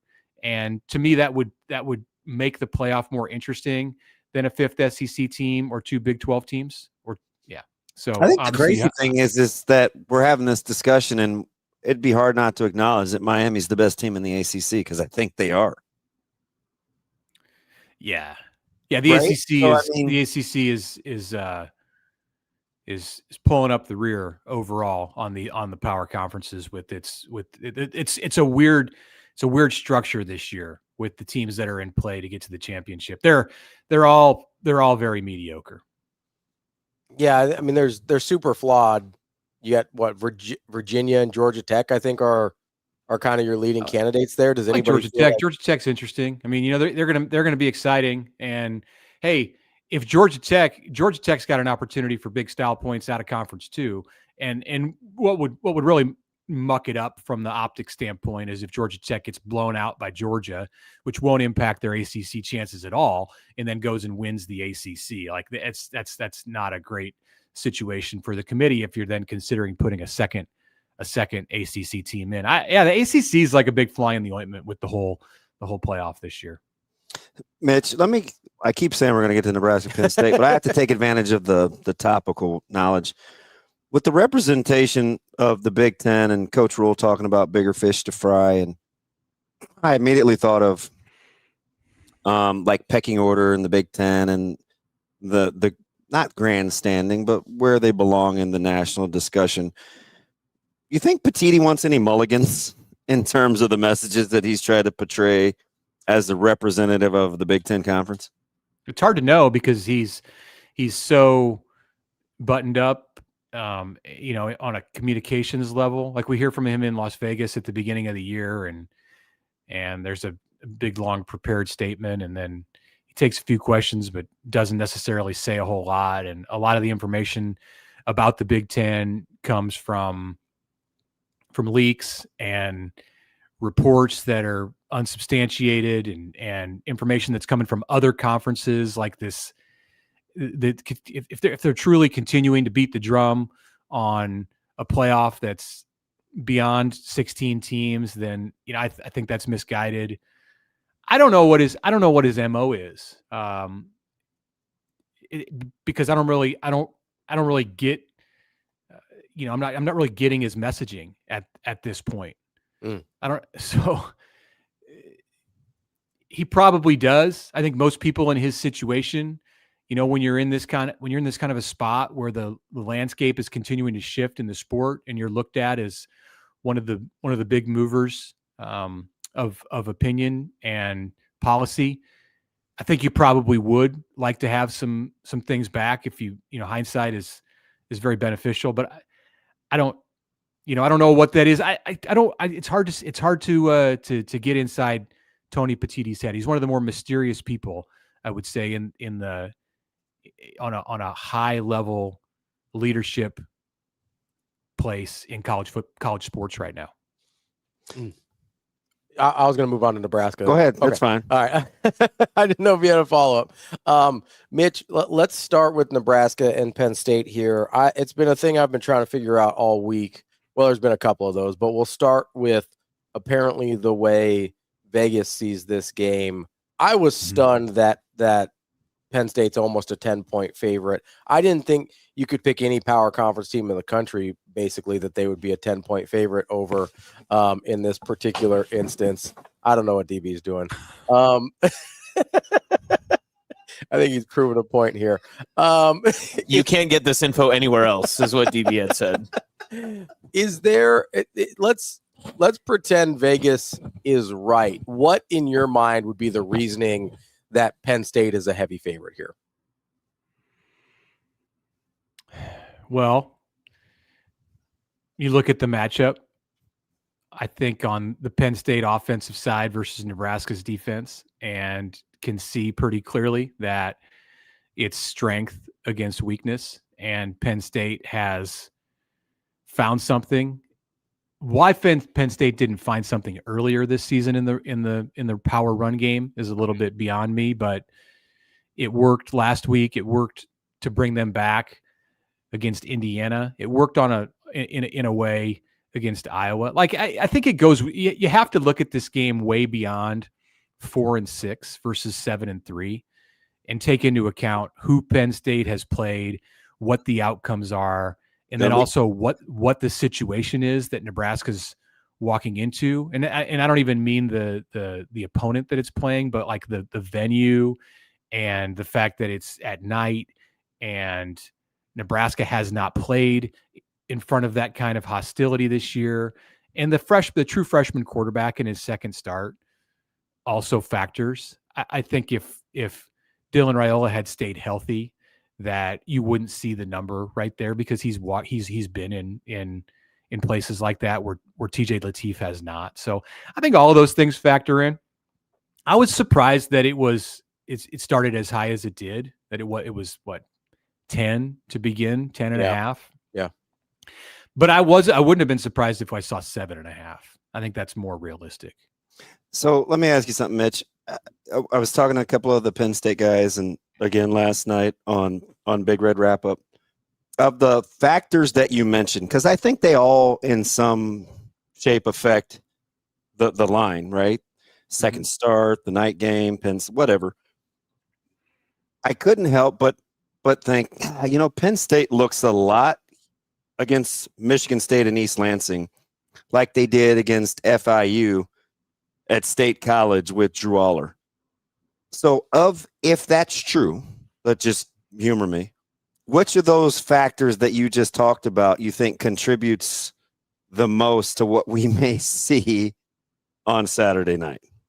Well, I didn't watch the Penn State FIU game, so I can base it off what I saw with Penn State against Michigan State last week, which was you're going to have to stop the run if you're playing against Penn State. Okay. I think that factor is probably the biggest in setting this number where it's at. It's going to shorten the game, so everything. And I think Nebraska will also want to shorten the game. Especially since Terry Smith says, "Oh, we're going to run it 40 times."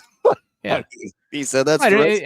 I think both teams are going to go in with that mentality. You might see a 3-hour game and it's also November 22nd. So you might see a 3-hour game with no more than 15 passes on each side. Now, Nebraska could get into a situation, or Penn State could get into a situation, but Nebraska's more likely to be that team where it has to throw the ball to come back. But yeah, I think that of the factors that I mentioned and the things that I saw at work for Penn State last week in East Lansing, the number one driver of a spread where it is has to do with the fact that Penn State and the odds makers believe that Penn State's run game is going to be difficult for Nebraska to slow down. What do you do with the results against common opponents, Mitch? How much does that weigh into the way you look at this game with UCLA, Northwestern, and Michigan State? Yeah. It's interesting because Penn State had losses, obviously, against UCLA and Northwestern. Nebraska had a different quarterback in all three of those games, so I think that takes some of the emphasis off of looking at common opponents. And I think also, you mean in regards to like the transitive property? Yeah, it's tough to look at that anyway. It's transitive property doesn't work that well in giving you a real picture of what college football games are going to look like. But I think you also have to take into account where Penn State was at in its season when it played Northwestern and UCLA. And this is not to make an excuse for Penn State. Penn State did not handle the Oregon loss well. And it was evident in that first half against UCLA was just abysmal. And ultimately those two games are what led James Franklin to get fired. So that was a really down time. Like Penn State's season was on the brink, and credit to them for having not just given up after that point. Terry Smith has rallied them, but they were at the lowest of low when Penn State played Northwestern and UCLA. And you could say that Nebraska also had the opportunity to be at the lowest of low because it's coming off of a game against Minnesota, but Nebraska did a better job of quickly riding the ship. So I don't know that fact, which is great for Nebraska in looking back at the season, I don't know that necessarily factors in this game, because Penn State at this place where it's at right now, a month after that stretch against Northwestern and UCLA, the common opponents that you mentioned, and they both beat Michigan State. I don't know that really factors. Penn State's at a different place right now. on November 22nd than it was in the last 2 games under James Franklin. Mitch, when you're asking or when you're talking to Coach Rule about going back to Penn State or, Coach Butler or what these guys are saying, are you glad or that they kind of got that out of the way? Did the answers kind of suffice for what you think the emotions might be? Because I was telling Ravi, like, at the end of the day, like, that's the last thing that the players want to hear. So I think it's pretty critical on how the coaches actually answer the questions. It's very unnerving to not be able to see you when you're talking. But I need to be more professional, Mitch. Just not today. So I apologize. Okay. I got you. I apologize. Yeah, I think the way that Rule handled it, he came out, commented on Penn State, was transparent in his feelings about how it brings back a lot of memories with family members who are connected to him in part because of their mutual relationship with Penn State. I don't know if I worded that well, but his grandfather had season tickets. His uncle embraced him on the field in Philly after Temple beat Penn State in 2015. That he said that. I think that like filled the need for there to be, all right, this game has some meaning to Matt Rule. And then he said, but I don't want it to be about that. It's not going to be about that at all with the team. And clearly Nebraska has moved on and Matt Rule has moved on from that narrative dominating the airspace, because he's signed a contract with Nebraska and he's at Nebraska in 2026 and moving forward. And then with Butler, it's less significant. He grew up in Pennsylvania, but he was at Penn State. It was a lifetime ago in coaching, more than 10 years ago. So I don't think, he's familiar with it, but I don't think that factors much at all with Butler. It would have had the potential to factor more with Matt Rule because he's been a part of the Penn State conversation this year, like last month, and it's his alma mater and all of that. But he for the most part put it to rest. And there's enough going on. With this team, and there are enough items on the front burner that as opposed to the Minnesota week, when I will say, and I will, as I look back at this season months from now, I will say that Nebraska was distracted in the lead up to the Minnesota week, and I don't think they're in danger of at all of that being the situation going to Penn State. All right, on the heels, let me get you out on this, just because as you and I like to talk about publicly and privately, I understand your relationship with the Raiola family and insight. And so I'll ask the question this way: surprised, level of surprised, not surprised at all on the decommitment and or the timing of it? Yeah. Surprised. That's the first at first blush. And then I think considering it more deeply, and I have not had any conversations with Dayton or with Dominic about this situation. Like right off. How you use his full government. Dom. I have not talked to Dom.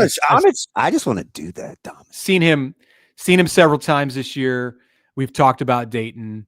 Talked with Yvonne about Dayton on the sideline at the Minnesota game before kickoff, but not at all about this and about the situation at quarterback that he would have been walking into if he came to Nebraska.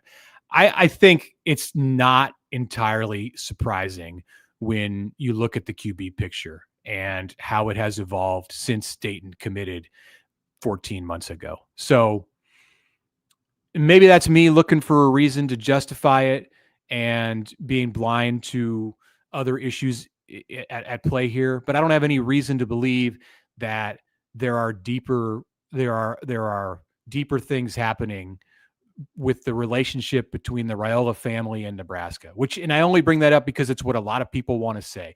And maybe that'll prove to be the case, but I don't know that to be the case. I don't necessarily believe that to be the case right now.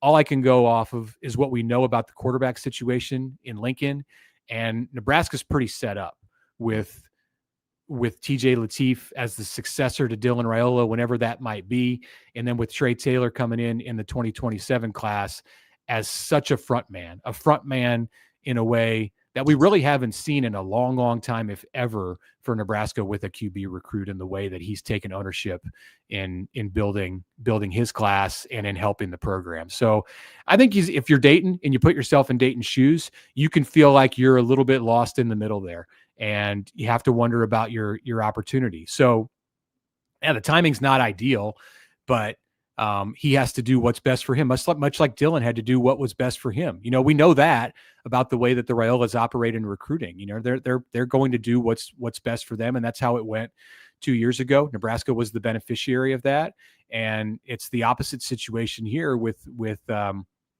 Dayton and Nebraska losing a QB commit. So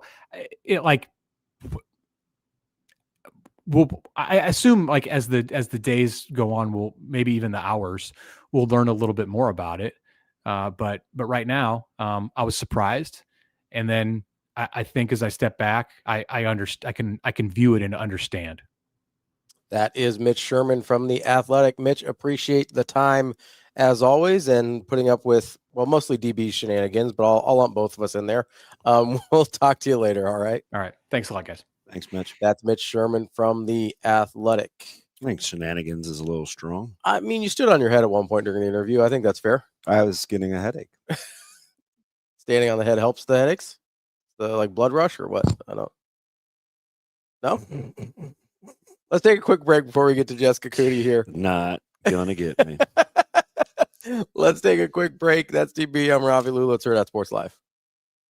Obviously happy with, how he handled everything. Thought he played, really good first time out, which we expected him to. I mean, there's a lot of confidence, in the coaches with him. We talked about that, and then he went out there and proved it. I think the coolest thing that, him handling going back home was awesome. Okay, now that was his element too. The weather and Southern Cal is kind of his element right there, and he felt good in pregame, and we even kind of kidded around about that, just as far as, the ball was kind of sticky and he was spinning it pretty good, and he played well. From an offense, it was probably our most efficient game. If you just look at all the stuff that matters that we always talk about, I mean, those numbers were pretty good, from yards per play to critical downs to red zone touchdowns, just all that stuff that it takes to win games.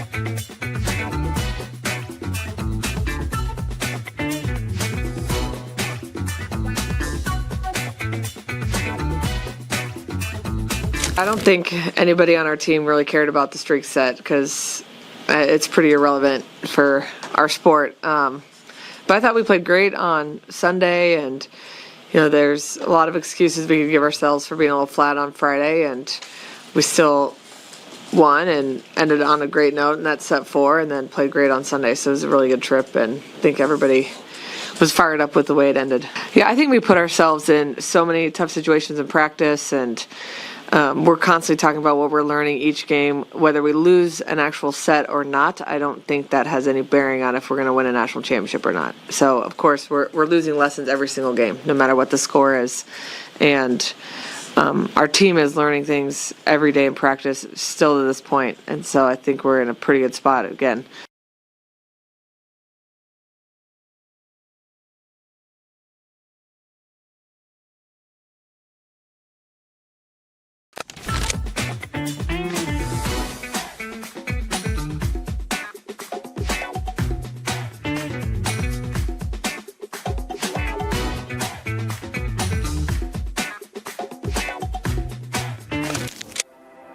At Centris Federal Credit Union, we have the tools and resources to help our members fulfill their financial goals. With a focus on building a stronger community for the next generation of leaders.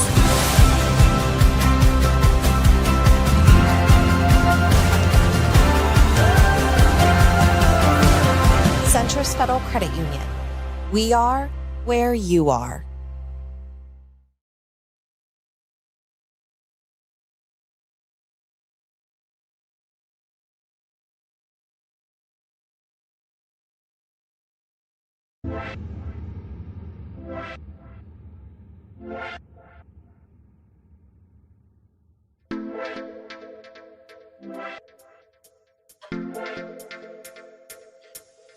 Welcome back, Hurrdat Sports Live, presented by Centris Federal Credit Union. That's DB. I'm Ravi Lulla here at Hurrdat Sports Bar and no, we're not at Hurrdat Sports Bar and Grill. We're at HQ. That's just muscle memory. We're joined now by Jessica Coody of the Husker Radio Network. Jess, what's going on? Wow, we have a set change for me. Whoever made that quick furniture change and that break, I wondered why it was taking so long, but still, that was only like 3 minutes. That's impressive. Kudos. Is that Yeah, I mean, don't give those yahoos any credit, but of course you did. Yes, it was Austin and Rico being creative. I know that there's probably been a lot of comments about your movement, but I'm told that's how he is when he's calling games in the booth. I don't see it, but I've seen a few video clips. But I do know that when we were setting up last week in the booth, Ben said we need to make a barricade for Damon so that he doesn't trip over the wires. So I think that's how he is, like in on a game day. That's fine. Yeah, I mean, I'm sure you've seen Kyle's little videos or whatever. Like he's a mover. Coody talks like he talks to the entire booth when he's giving his analysis. Like he's great performing with his analysis. So anywho, listen, I before we get into anything, I've got a bone to pick with Ravi. Wait, what did I do? What did I do? You need to be nicer to Shane. Oh, I will never. Don't make me bro you. Yeah. Don't make me bro you. Jess, Shane's not here. You don't have to be nice. You do want not to. want the bro. Here's the problem, Jess, is I don't care if you bro me. So your bro has no power over me. Jess, I do have a question because these guys were making fun of me.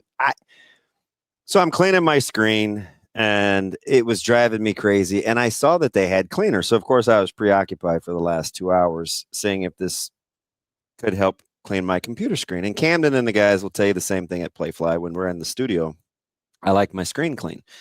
So I'm laying on the floor cleaning my screen because I want to make sure that I get it right. Is that any different than me wanting to count blades of grass or anything else? They're making fun of me like it's a bit, but you can attest it's just my personality, right?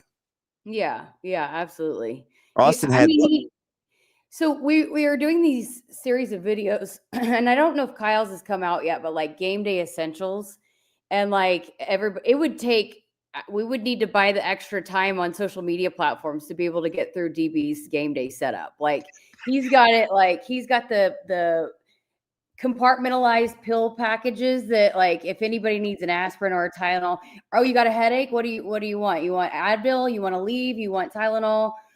He's got his like shaving kit. He's got his hand sanitizer. He's got gummy bears, he's got cough drops, he's got pens. I mean, it's just and it's all very much lined up very neatly. It's not like it's in a pile like my backpack, but it is very, very meticulous all the time. Yes. Can I just dispel something real quick about me being a nuisance in the booth?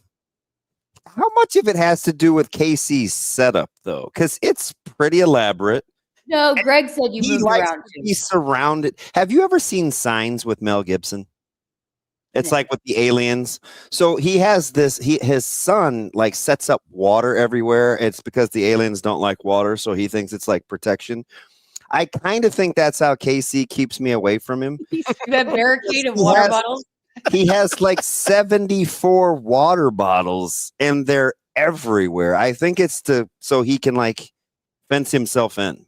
I gave him a hard time about that the other night. And I said, you get like 12 water bottles and you don't drink 2 of them. And he's like, no, I usually don't. But you never know. There might come a time that I need 12 water bottles. It's like he opens one, takes a drink, he opens another. It's like, what are we doing? What are we doing?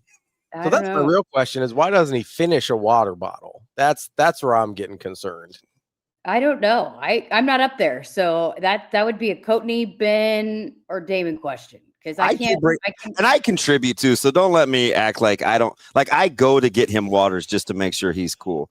I couldn't. Everybody loved the setup at Minnesota, and all KC could think of was like, how do they not have bottled waters? We talked to Ben earlier this week. We didn't get any answers. We got distracted. We got. Ben was on a roll. He was on. Well, he and Ravi were going back and forth on this whole talent versus record thing, traveling to Penn State. Are you surprised at the sentiment, kind of the fear? I don't know if it's fear factor, but the lack of confidence going into State College. What do you mean by like the spread? Yeah. No, because I think there's a love fest for Indiana, and to see what Penn State did to Indiana, I think people are giving them a lot of credit for that. That might make too much sense. That's not. I didn't expect that answer to suffice so quickly. But I think yes, TJ looked really good in his first start, but he's the backup true freshman quarterback going into the first hostile environment. Let's face it, like we've talked, Kyle and I talked about this week. I mean, Maryland was dominated by Husker fans. UCLA was dominated by Husker fans.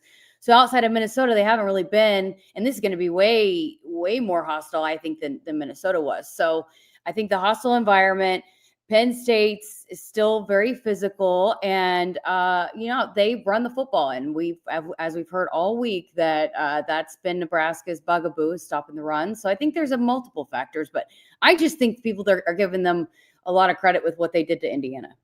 So it's interesting because we always play this game amongst the radio crew where, guess the fandom and like how much of a red out it will be. This will probably be the first true road game, but the sense from the Penn State fans and the ticket availability, not only will the students be out because they're on break, but tickets are readily available. Do you have an expectation level for what State College should be versus its lore?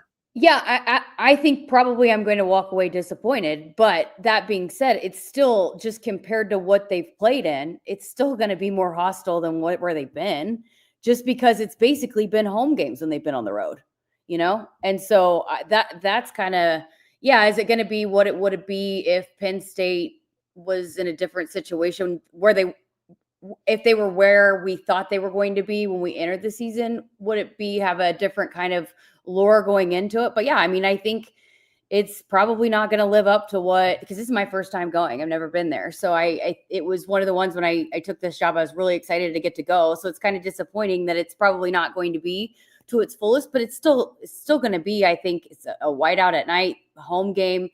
I mean, it's senior night. I still think it's still going to be more of a hostile environment than what this team has been in, especially Maryland and UCLA.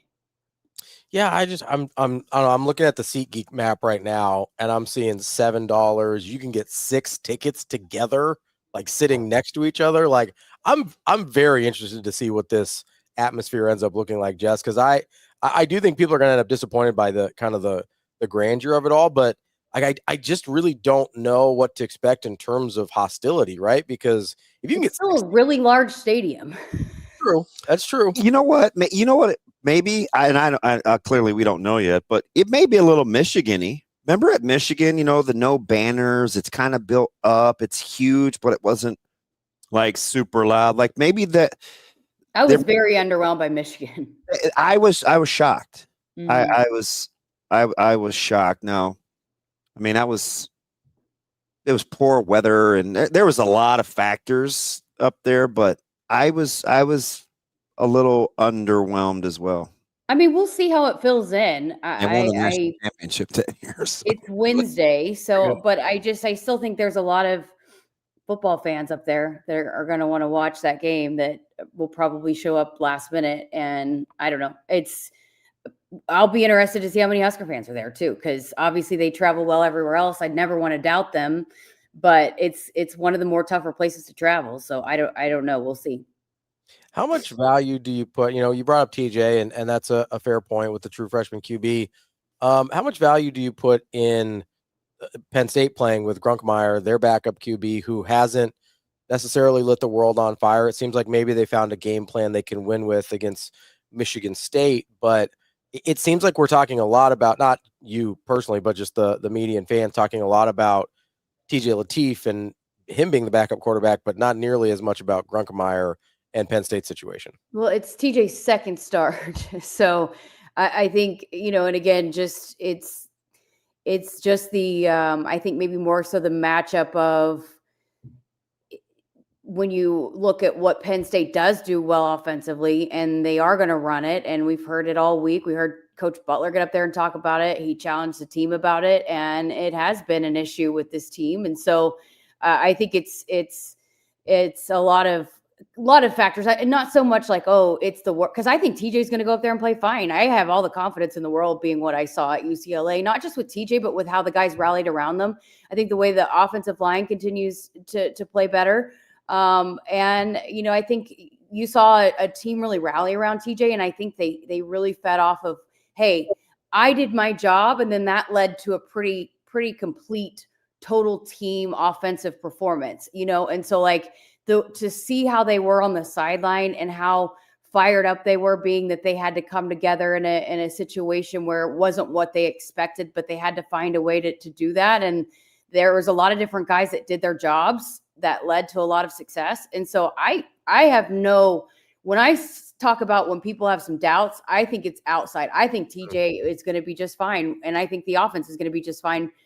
I know it's a different kind of caliber matchup, but I just think another week getting to prepare, having the time to take those 1 reps, to get the feel with the wide receivers, for Dana Holgorsen to game plan, coming off the bye week. And I think he's probably got a lot of confidence along with the other guys around him that I actually am not as worried. I think from an outside perspective, you asked me what the outside perspective was. That's what I think maybe there's one of the factors is that you got a second start from a true freshman quarterback. Who are you going to pick? What did you decide for the player preview this week? Is it did somebody already take Emmett? No, not our picks, your actual sit down. Oh, I talked to Rocco Spindler yesterday. Oh, okay. What minute mark did we get to? I think like 17. Does he talk as intense as he plays? There's a couple of, he's one of those guys that you on the field, very intense and mean, but off the field, like very, very nice. Like he has that switch, like a lot of the great offensive linemen do. You want to get a guy to melt, Rocco Spindler, ask him about his dog, Polly.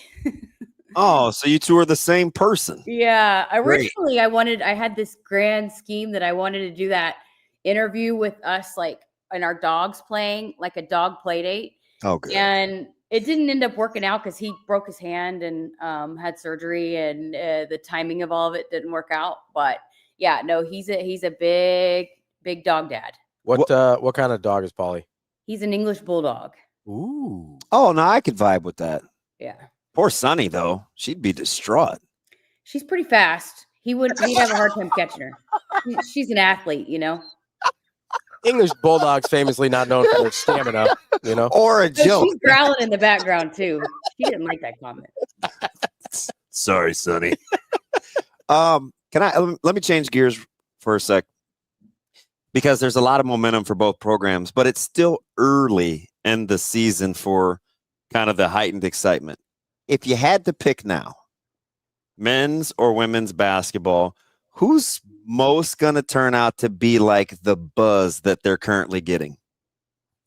I think they're both going to. I really do. Diplomat.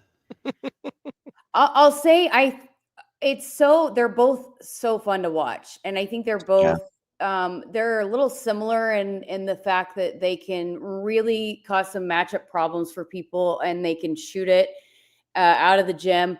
I think what's fun about the women and they are so connected so early. Like usually you don't see that out of a team this early, but the way that the season unfolded last year, and to get that core back that had to play a lot of minutes together, I think you can tell that that's a group that, even though you got freshmen and sophomores, or bunch of sophomores out there with Britt and Amaya and some players that had to step into some roles last year, you can tell they are very comfortable and connected playing with each other.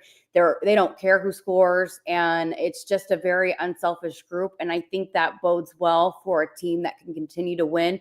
I think their size might be a problem. We'll see. Again, on the flip side of that, they're going to be tough to guard because Jess Petrie, Amaya Hargrove, even Petra Bozon can all step out and knock down the three, a lot like what we see from the Nebraska men, that just, really spaces the floor and allows for a guard like Britt Prince to go to work. So I think it has the makings to be a group that can, really win a bunch of games. And they are fun to watch. Are you surprised at Kendeigh Williams' ability to this early get out and guard? No. That's her. That's what she does. She's a bulldog. So I'm not surprised at all. And Coach Williams emphasizes that as much as we want to talk about what they do offensively. That's the transition. Yeah. She is like, if you ask her about it, it is defense. Like the first comments always are about defense. Defense leads to offense. So, and then for the men, I think they obviously have got a lot of weapons too, and they've got to be hitting from the outside to win some of these games against some of the higher caliber opponents, but they can score it too. And they've got a lot of different pieces. And I think it's going to be one of those nights. I was even asking Coach Hoiberg the other night, there's a lot of different nights. I think you're going to see a different leading scorer. But then what's crazy is if you go through the stat sheet, I think there might be a different leading assist person every single game so far this season. They pass the ball really well. They move it. And that's you have these conversations with Coach Hoiberg in the summer and leading up to it. And then you're like, then you see it play out and you're like, oh, that guy's a genius, but he's talked about, if we don't move the ball, if we don't, knock down shots, if we're not getting out and playing with pace, we're going to struggle. And so that's what you've seen already here in the early goings. But when they do what they're supposed to do, they're a really tough team. But I think both teams are going to be, it's going to be a fun year in PBA. I really do think for both teams.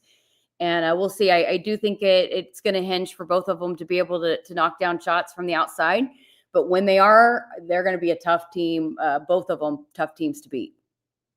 Jess, I want to pivot real quick to wrestling. They just had a little bit of a rough ending to the national duels that they were at, going up against obviously really talented Ohio State and Oklahoma State squads.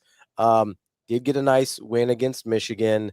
How do you think coming out of that and then going into journeyman duels in a couple weeks, where do you think the headspace is at for a Nebraska wrestling team? I think they realize it's a really long season. They're in for the long game. They're not about playing, or being their best right now in November.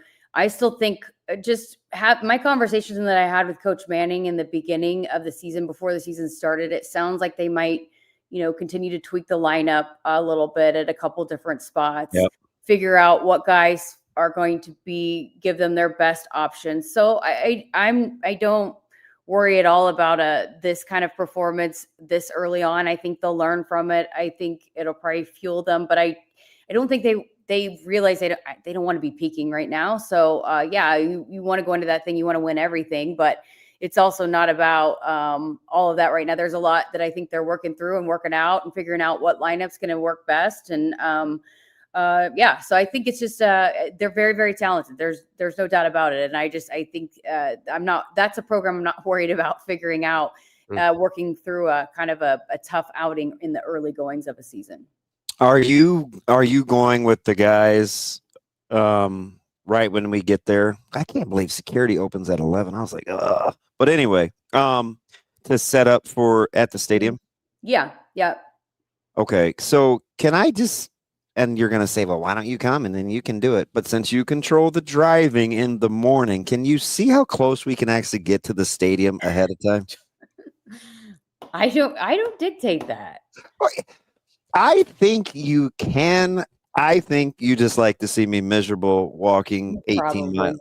I like to get my steps in too, The heck with practicality. I mean, let's get the steps. Yeah, you just gotta tell the Uber driver, like, hey, look, we're up there actually. Let's I would, but I don't know if he would have understood what I was saying. I'm sorry. Like, I don't think, because he was told where to go and he turned around. So I wasn't gonna argue, and cause an issue. Like, yeah, I mean, you don't want to end up in like a Scotty Scheffler situation. Oh, okay, that would be awkward. Jess, I have one last question. It's very, very important. Did you or your mom pick the color of your Christmas tree decorations? My apartment is blue accentuated, so it's blue Christmas. Okay. Do you change? I knew there was some Jessica reason. My mom did. My mom absolutely did. That's her thing. That's what she does. I let her do it. I like to look at it. It's pretty. Do you change decoration themes every year, or is it always blue? So one of the things, no, I just leave it blue for now. I mean, but one of the things I do is I started doing is getting like an ornament when I travel places, which has been kind of fun. And so like last year when we went to New York, which this is a fun story too.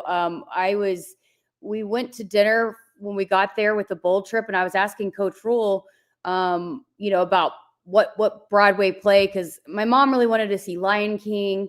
And then, but the only tickets were available like the Friday night before, and we had to be on the bus by like 4:45 a.m. So I was like, gosh, I do not want to go to a 9:00 show and then have to turn around and get my suitcase loaded and get on I would just have not slept. So I asked him, I'm like, Aladdin or Lion King? And he said, both are elite. So I felt okay with making the decision to go to Aladdin.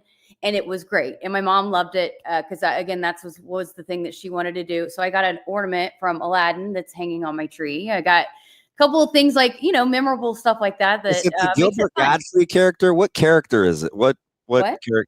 What ornament did you get from Aladdin? Oh, it just looks like it's like a decorative. You want me to go grab it real quick? I'll grab it. How do you not know? This was, you know what Coach Rule would have said about about going to the late show in the early morning. You'd be like, do hard things. Do I love going to a 9:00 show and get back at midnight and then going on the bus at 4:45 in the morning? Okay, I can see it now. So it's not really a character; it's just a theme ball. Oh, that's cool. Yeah. It's okay. I like it. It's a pretty ornament. What do you want from me? Nothing. And it goes with the blue theme. And again, it's I think about that now. So. All right, I will hopefully not have to. And did we do a weather check? What are we doing for the weather? Like, I what's think the it's year? gonna be like 46 or 34. Wait, that's a little bit of a gap. You mean the low? Yeah. Okay. All right. And then, but Kyle one time told me that it might rain. I don't know. I don't know. That was something that Greg always did, that somebody needs to take on that responsibility of making sure we all know what the weather is and what to pack. I think we should delegate it to Ben, because that doesn't seem like Kyle's style. No, because he just wears what he wears. And I feel like Ben's going to be like, hey, you're all adults. Look at the weather. Yes. Yeah, that's probably all right. So I guess it's you, Jess. Josh might do it for us. Yeah, and he's super smart too. Yeah. All right. He'd probably take that on. We can maybe ask Josh. Engineer sending out a group text that's back not where we are, giving us the current weather forecast. Sounds practical. It'll be fine. All right, Jess. All right, Jess. Don't work too hard between now and then. All right. See you guys. Bye, Shane and Austin. Oh, God. Oh, no, Rico? Wow. Oh, Rico, no. I didn't know Rico was there. I didn't hear Rico's voice. Bye, Rico. Nicely done with the furniture. Good job, guys. Thank you. Me and Austin work really hard. We did it specifically for you, Jess, just so you know. I appreciate it. It's more aesthetically pleasing for sure. I'll ask you at the next women's basketball game how you want this setup to be. Perfect. Hey, we'll make sure if you want blue and white lights, we can do that to match your Christmas tree. As Oh, we that'd be definitely can. amazing. Yeah, we could have, but Damon didn't let us Can know. you put it around my box next time, like my screen box here? Oh yeah, we could add some Christmas ornaments. No, to yeah, that. I'll see what I can do. We'll make that work. Any go. requests you have, Jessica, you are our number one guest. Yep, you just send it to us and we'll get it done. Thank you guys. You're the best. Bye, guys. Yeah, that's Jessica Coody, Husker Radio Network. Yeah, we work with a bunch of fools. Well, apparently she's nice to everyone, but me and Ben. Well, it's not nice to me either. She was chastising me about Shane. She doesn't even understand what goes on there. You literally tweeted it was Shane's fault this morning. Yeah, that was a joke. Not everything is a joke, Ravi. You guys literally rearranged the studio as a bit. You're no one to tell me not everything is a joke. I'm going to say this one last time. She is kind of like she's anti-bully. Yeah. So she's going to ride with whoever needs defending. I don't why bully she Shane. doesn't like me. I don't bully And Shane. She tolerates Ben. She's going to protect Casey. No, off air, I'm very kind to Shane. Just ask him. That's the best kind of friend, yeah. Just ask him. Just ask him. Go ahead. Listen, I'm nice to these got guys me- off the air too. You got me sitting in this little kid chair. I'd rather stand on my head. You wanted to stand up so bad. I did. It was driving me crazy. I feel like you guys put me in a pretend seatbelt. Well, the NDOT Highway Safety Office just seatbelt in. Can I just tell you the worst thing about my new vehicle that I'm still figuring out is You have to sit apparently the whole time. the ding gets louder the longer you leave your seatbelt unfastened. Just fasten your seatbelt, DB. It's good. I don't for think you. that's something that you should say out loud. Well, sometimes How like lo- I pull how out of loud my does it get? I pull out of my driveway Pull and I out. haven't done it yet. And then by the time I get to the stop sign, which is literally 100 feet, it's like it's unbearable. Well, I mean, you should probably have it fastened before you. Listen, Micah told you put the seatbelt on. Lock it in. I just looked up the weather for Happy Valley. It says it's gonna rain. Is it really? No, I have no idea. I just wanted to do that. It's raining sideways. Didn't you have an umbrella? All right. You good? I could listen. Everybody, a lot of people. We didn't have a lot of time today. We're cut a little short. A lot of people said some things that like made me feel kind of a certain way, and I really didn't have a chance to get out my chest. So tomorrow might be interesting. Were you in your feels? Yeah, like I don't Go touch walls like I did. like these aren't padded. These hurt. They I have got to points. apologize to Mitch. It's really a curtain. I see you on the screen. I don't even know what I was doing. I think. Oh, I was- you were staring at the cleaner. Well, they were doing the binocular thing, so I had to give my binocular. Yeah, I just Is that a thing? what? Like Yes, 100%. What? they do that thing. Yeah, well, they do that all the time. I Is was it just because I had the binoculars on? No, it's definitely for something else. We're big fans of binoculars. This dude We're bird watchers. is Why do you ask? a- I saw a show. I watched a show the other day. You know what they called binoculars? What's that? He goes, "Hey, pass me the Knox." That's sick. I'm gonna start saying that to you. I'm gonna tweet that at you. I have some that haven't even come out of the box yet that I'm going to practice with. I was gonna say those were the old ones. I unboxed them and they had batteries, and I was like, I closed the box immediately. I was like, There's too much technology. above my pay grade. Damon, you should do an unboxing of your binoculars on the road and like record it. Just make it a whole thing. No, because Ben will have a field day. You That's should do it. exactly why. I should do do it here on the show binoculars tomorrow. come with batteries? This is new. This is news to me. I didn't know. I saw double A's tightly wrapped, and I was like, I'll maybe get to this later. Maybe they auto adjust. That's what I was about to say. That'd be cool. Oh, that would be cool. How do they know what your eyes are seeing? Don't worry How about it. does my car know when I'm not looking? Science. Cameras. Okay, AI. been with these two too long. You get to stick around even longer. I can do this every day. I have to get like it's the Snickers commercial. Need to get away. Yeah. No, that's Southwest. I think. Or are you Well, hungry? well, whatever. Snickers Because is Are You Hungry? It's Just staying a Holiday Inn Express last night. Do you need some? You need some goldfish? I got some No, crackers I'm for you. 50, not 6. I So I like- need some Goldfish are good, man. I Was like this goldfish. nap time? Might be. I'm. You know. so sweepy. I'm just saying. Like I thought Mitch was very dismissive about my common opponents.